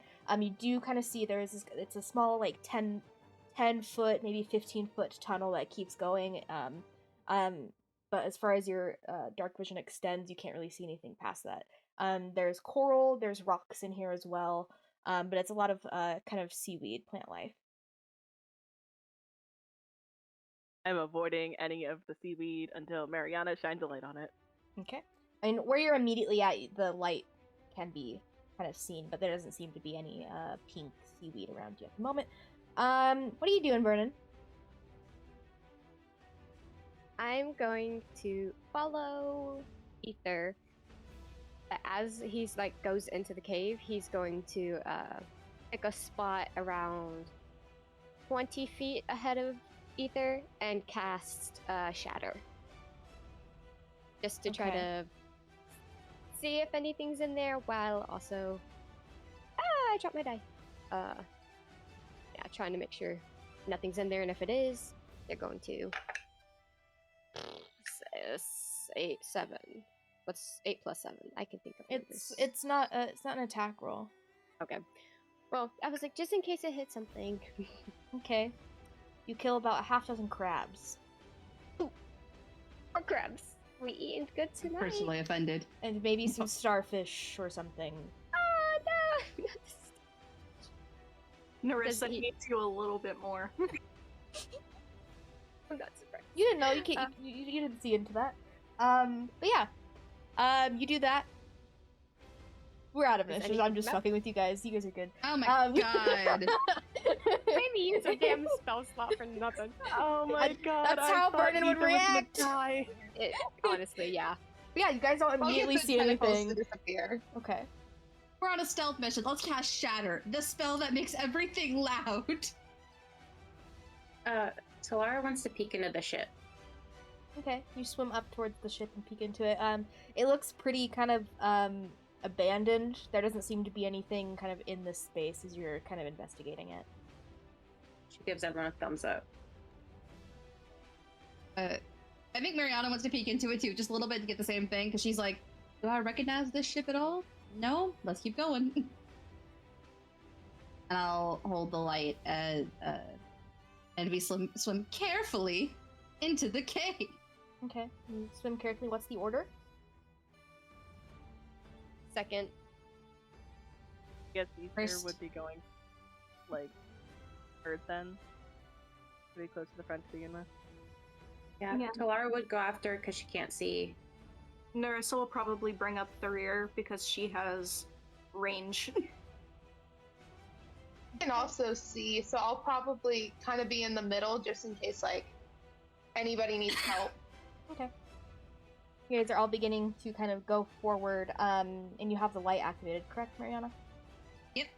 Okay, as you kind of get in and you guys are beginning to kind of stealth into this cave, you do notice kind of a bigger patch of vibrant pink in the torchlight. It shimmers vibrant pink of the Glouwich seaweed. Alright, everyone avoid that. Draw everyone's attention to it. Okay. You draw everyone's attention as you guys are, it's like 10 feet into this 15-foot cave, so you guys are going to have to make some kind of dexy moves to get around it. I kick up, and it's like when you're in a video game and you're swimming underwater for a long time, it's completely, like, vertical, kicking my feet. Okay. Then I need Mariana to make a dex check for me as you're kind of moving around it. Okay, just a straight dex check. Mm-hmm. Good. Ah, you have forsaken me, die. You have forsaken me fully. I believe that is a 10. Okay. I'd like you to make a constitution saving throw for me. Do I have advantage because it's poison? Yes. Hell yeah. Not forsake me.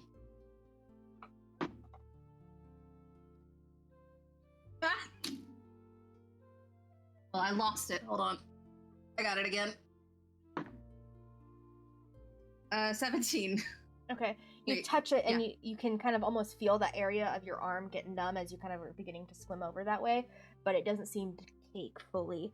Vernon, as you're going by, I need everyone to make dex checks for me as you guys are going by. Mariana whispers, not again. Sorry, checks or saving throws? Just checks. Okay. 6. Natural 20 for a total of 25. Oh, I forgot my dex modifier. That's fun.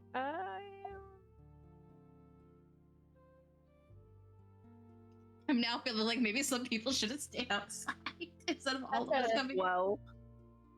13? And what did Crick get?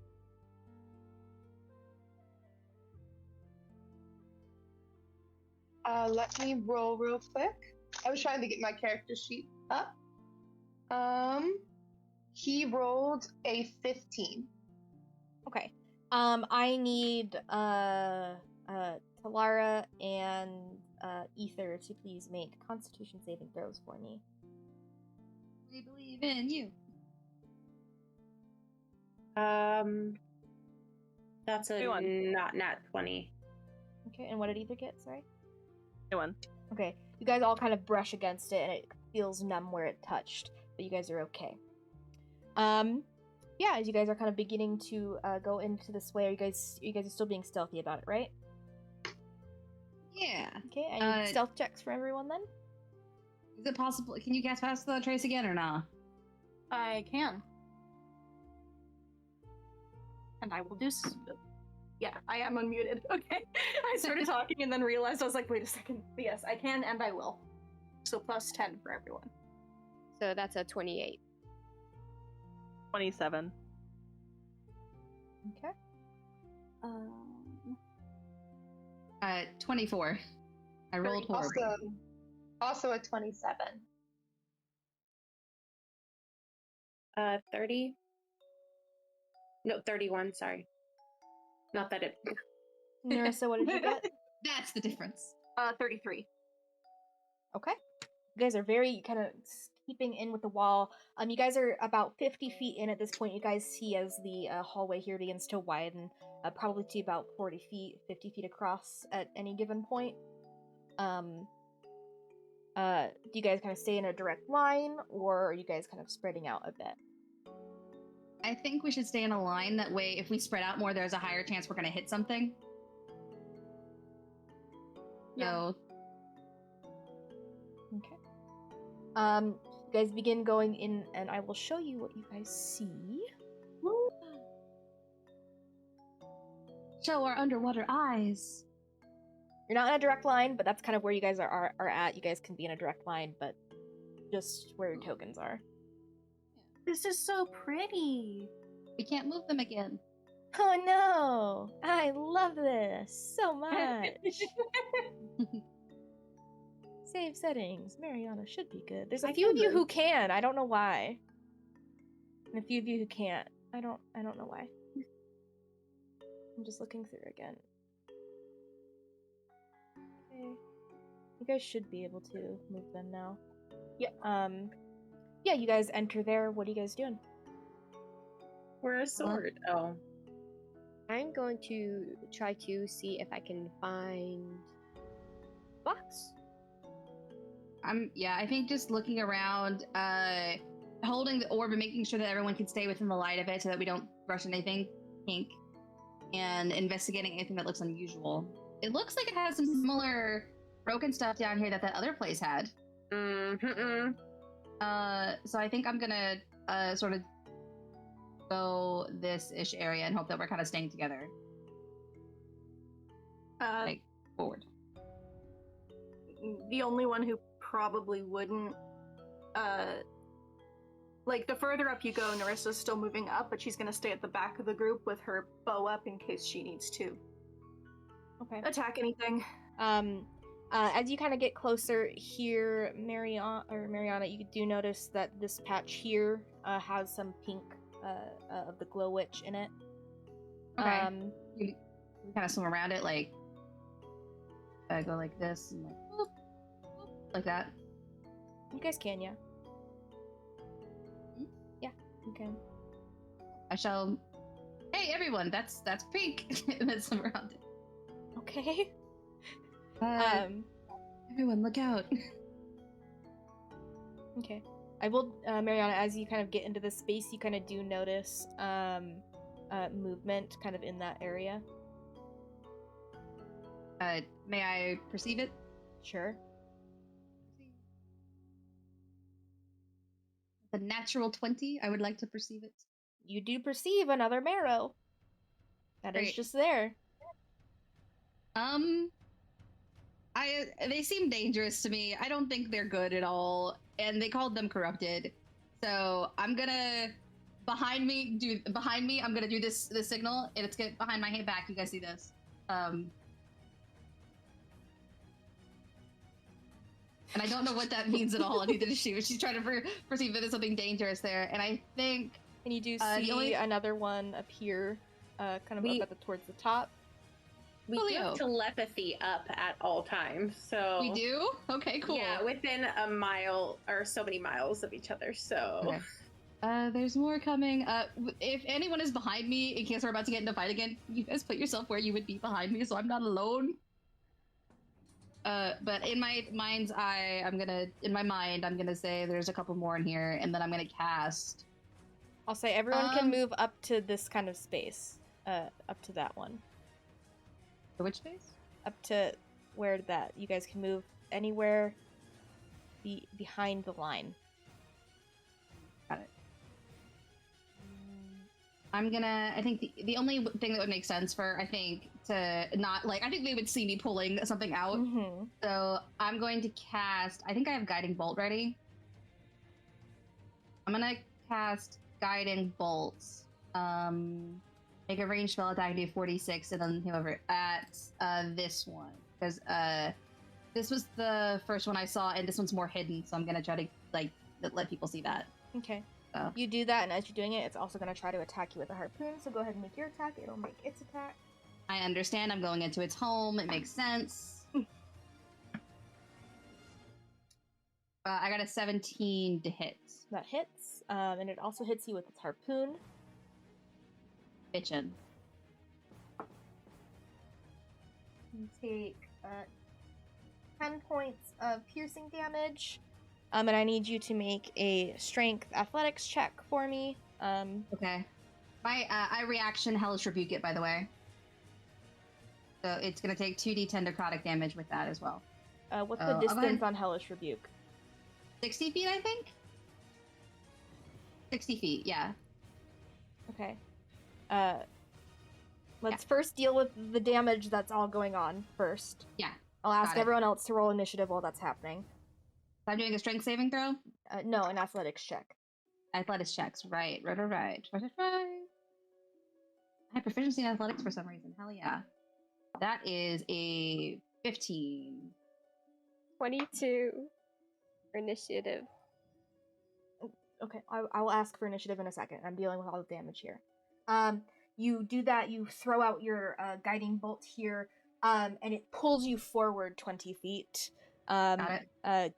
Give me that damage there for the guiding bolt. Hey, it's my sneak attack die. Get that holy. Okay. Guiding bolt is 10 points of whatever damage that is.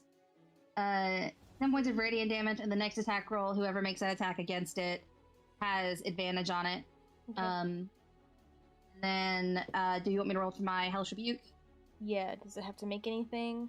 I don't think so. I think it's just a reaction. Nope, it gets to make a dexterity check. Oh, dexterity saving throw. It takes 2d10 on a... Well, it still takes damage. I'm gonna roll my d10s.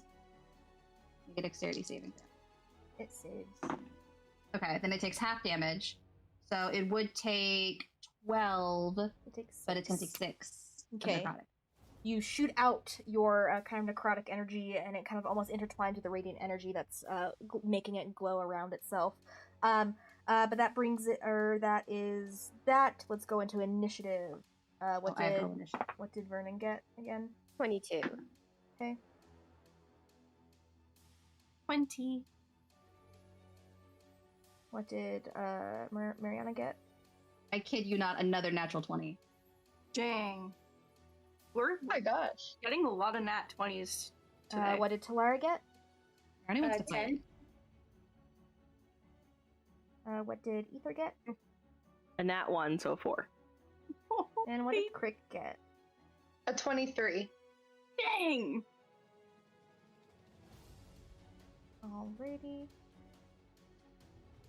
Alrighty, so Mariana, you're first up.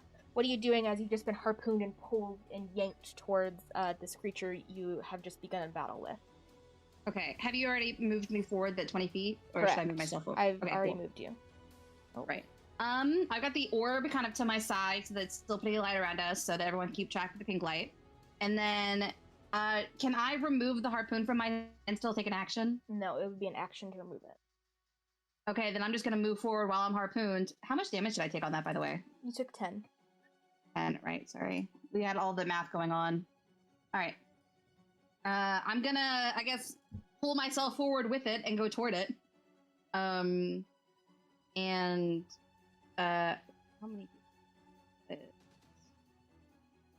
25. I'm going to use my bonus action to dash toward it. Get right up into its face. And I'm gonna stab it. Okay. With another light. Well, it's a hit. It's a 14 plus 7, but I'm gonna roll my advantage to see if I get a natural 20. And I got a 14 again, so 14 plus 7 to hit. Mm-hmm. That hits. Damage.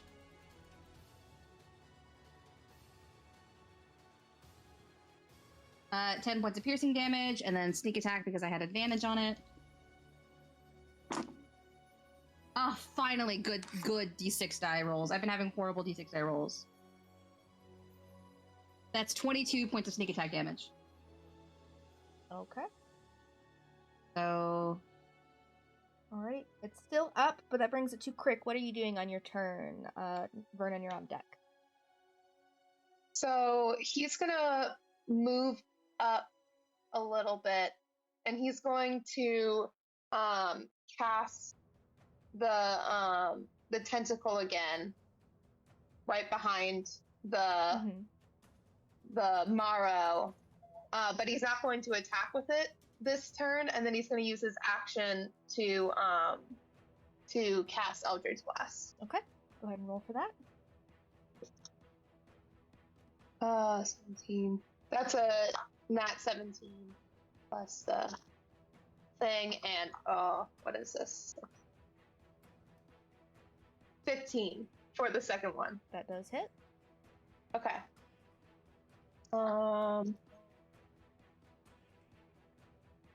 17 points of damage. Okay.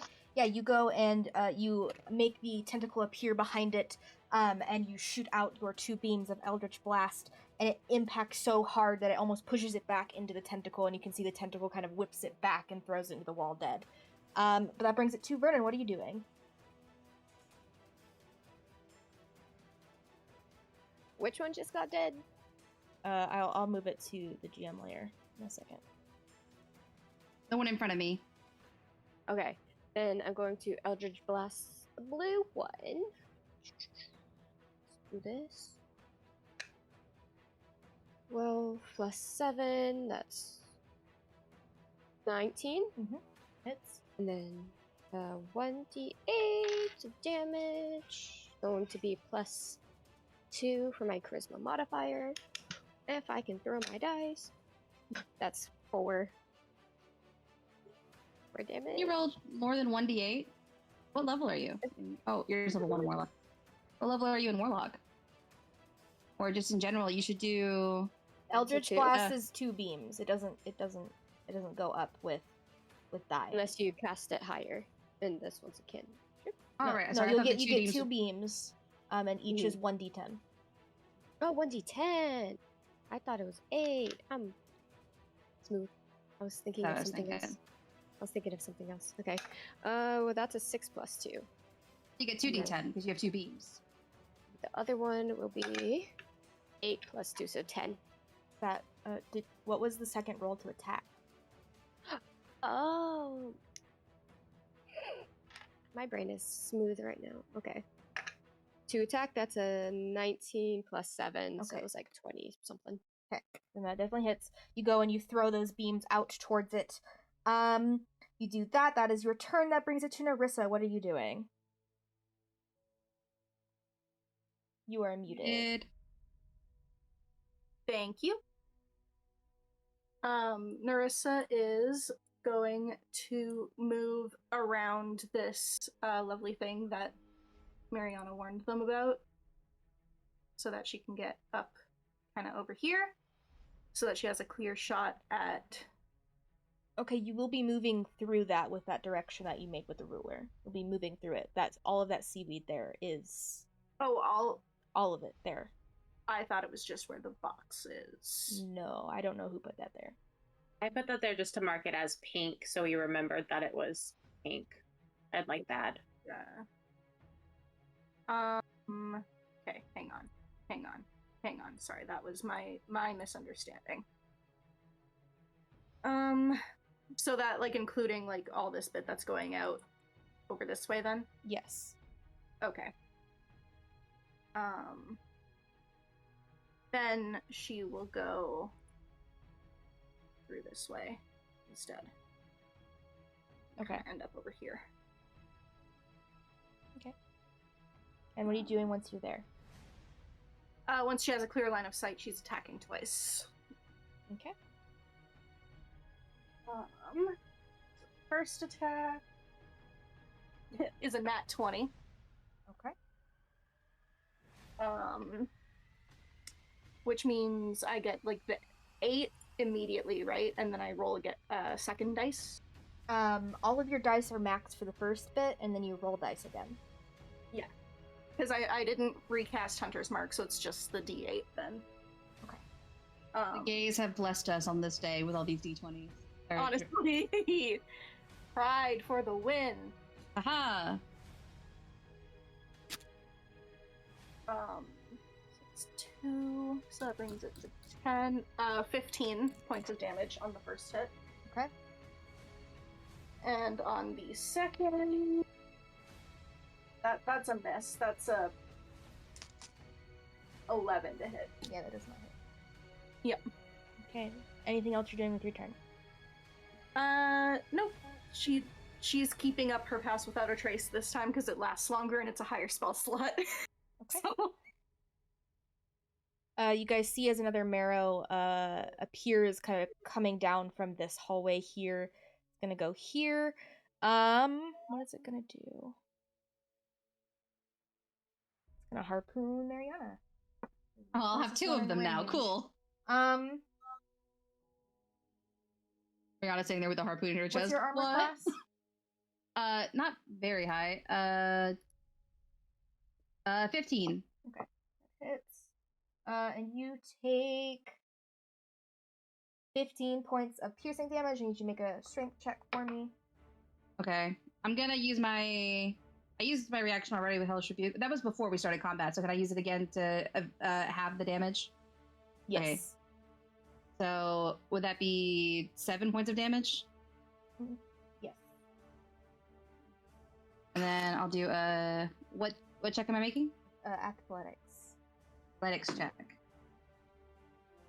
I got some bad news. That's 11. Okay, you're pulled another 20 feet towards it, into its range. And the other marrow is going to... She's gonna swim right up next to this, and she's going to cast Lightning Bolt. So I need... Crick, Vernon, Ether, and Talara to make dexterity saving throws for me. I'm having flashbacks to the ire. Do I still have the advantage from Silvery Barbs? No, it's been more than a minute. Oh, so it's only for the duration. Okay. And what kind of save did you say? Dexterity. Okay. I have the most amazing news. Got a 9. I thought you were gonna be like, I have the gay gods have blessed me again. Yeah, I did why is too. my nat 20 on a dex save? So that's a 21. Okay. A what- 24. Okay. And what did Talara get? 15. Okay. Either you take 28 points of lightning damage, and the rest of you take 14. And I rolled low.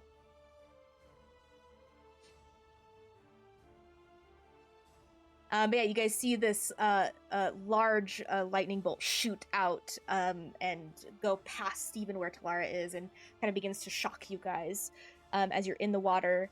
Oh, wait. Give me a second, because water is not a conductor. Oh, because you were like lightning bolt, and I went on everyone. That's what I was thinking. Well, actually, isn't it a conductor? Hence why you're not supposed to swim when it's lightning outside. Yeah. because Or it- that whatever it is where it makes it worse. Yeah.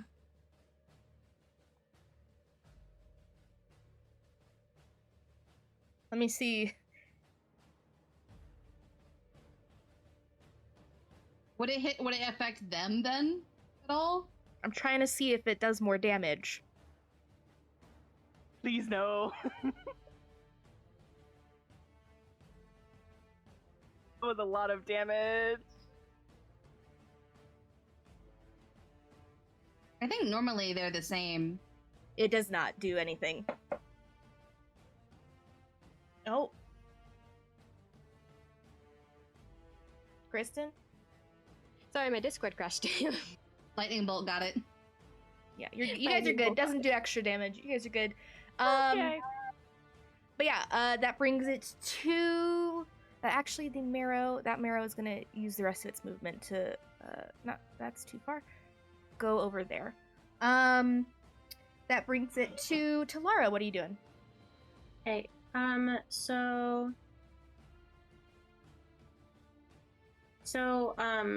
Speed is halved underwater, right?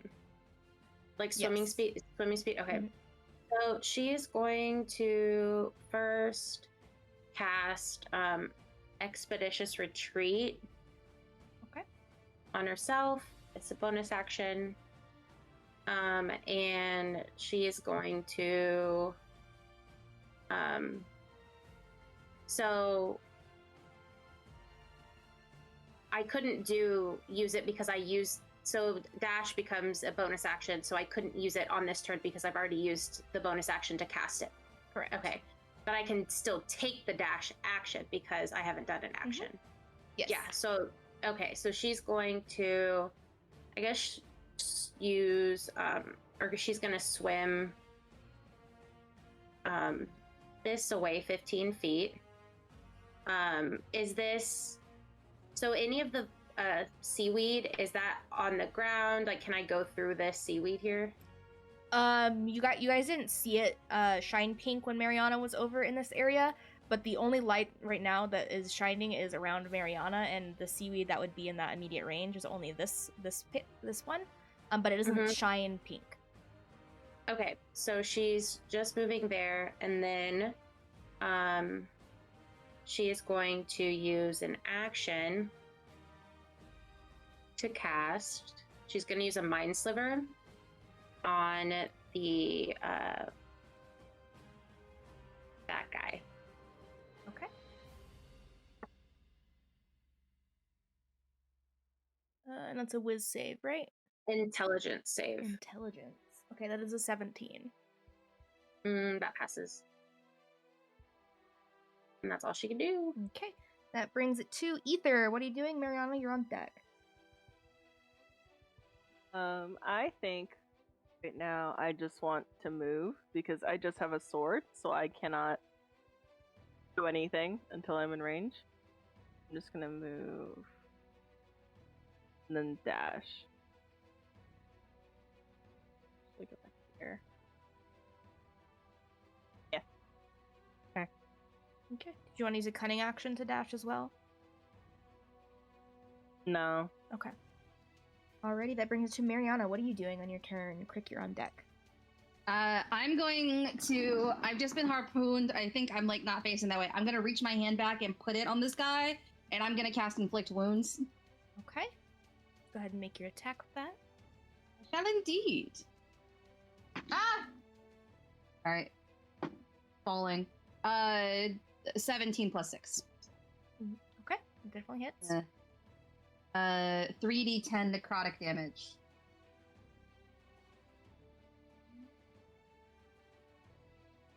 Okay. Fuck yeah. 20 points of necrotic damage. Okay, you reach back and you put your hand and you see, or you can feel the necrotic energy seeping into this creature's being, and you can feel it, the tautness on the rope that's holding the harpoon give way as it falls dead. I angrily say, "Let me go!" as it goes, and I'm like, "Oh, thank you." Alrighty, is that your turn, or are you doing anything else? I can't pull the thing out. Do I have 2 harpoons in me right now? Mm-hmm. I think she's just like, okay, turns over to the third one, and I don't think she's. I'm gonna move toward it. Yeah. What else is she gonna do, right?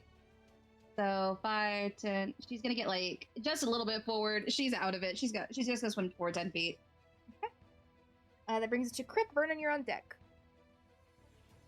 Okay, so what I think he's going to do, because he's seen that a bunch of people just got hit, including himself, from the lightning bolt. So he's going to cast. Oh, I'm not going to say this right. Rohum's Psychic Lance. Okay. On the person who casts lightning bolt, and they're going to have to make a intelligence saving throw. 10. So that fails. So I'm going to roll 7d6 psychic damage, and they are incapacitated.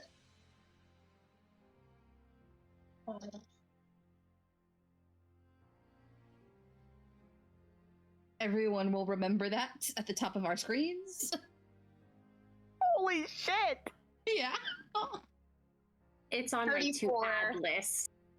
34 points of damage. Okay, you guys watch as you see Crick, just being wounded from the lightning damage, conjures this lance that almost looks iridescent in the light here, and it shoots out towards this creature, and it goes and it strikes through them, and you can see them bringing their head up to their hand, or their hands up to their head, and kind of like screaming out before they fall dead. Shocker. Great. Okay. And then I just pull a harpoon out. As long as we're not in Ether's combat. gonna go. Yeah, Ether's gonna go and try to help get the harpoon out of Mariana. Okay. One of them's in my back. Can you get that one? Dispelled the tentacle. He didn't get to do much this round. Okay, on the Moral count of support. 3. It's on the count of 3. 1. Ah! You did it on one! You were prepared. Just rip off the band-aid. Okay. You didn't want to be angry about it. I imagine the tentacle, the entire vibe was just going like this. Yeah. Alrighty, so as you guys get out of initiative, we are going to end the episode there and pick up next week. So yeah, we'll pick up as they begin investigating the Marrow Cave. But may the dice guide you to beautiful friendships and have a great pride.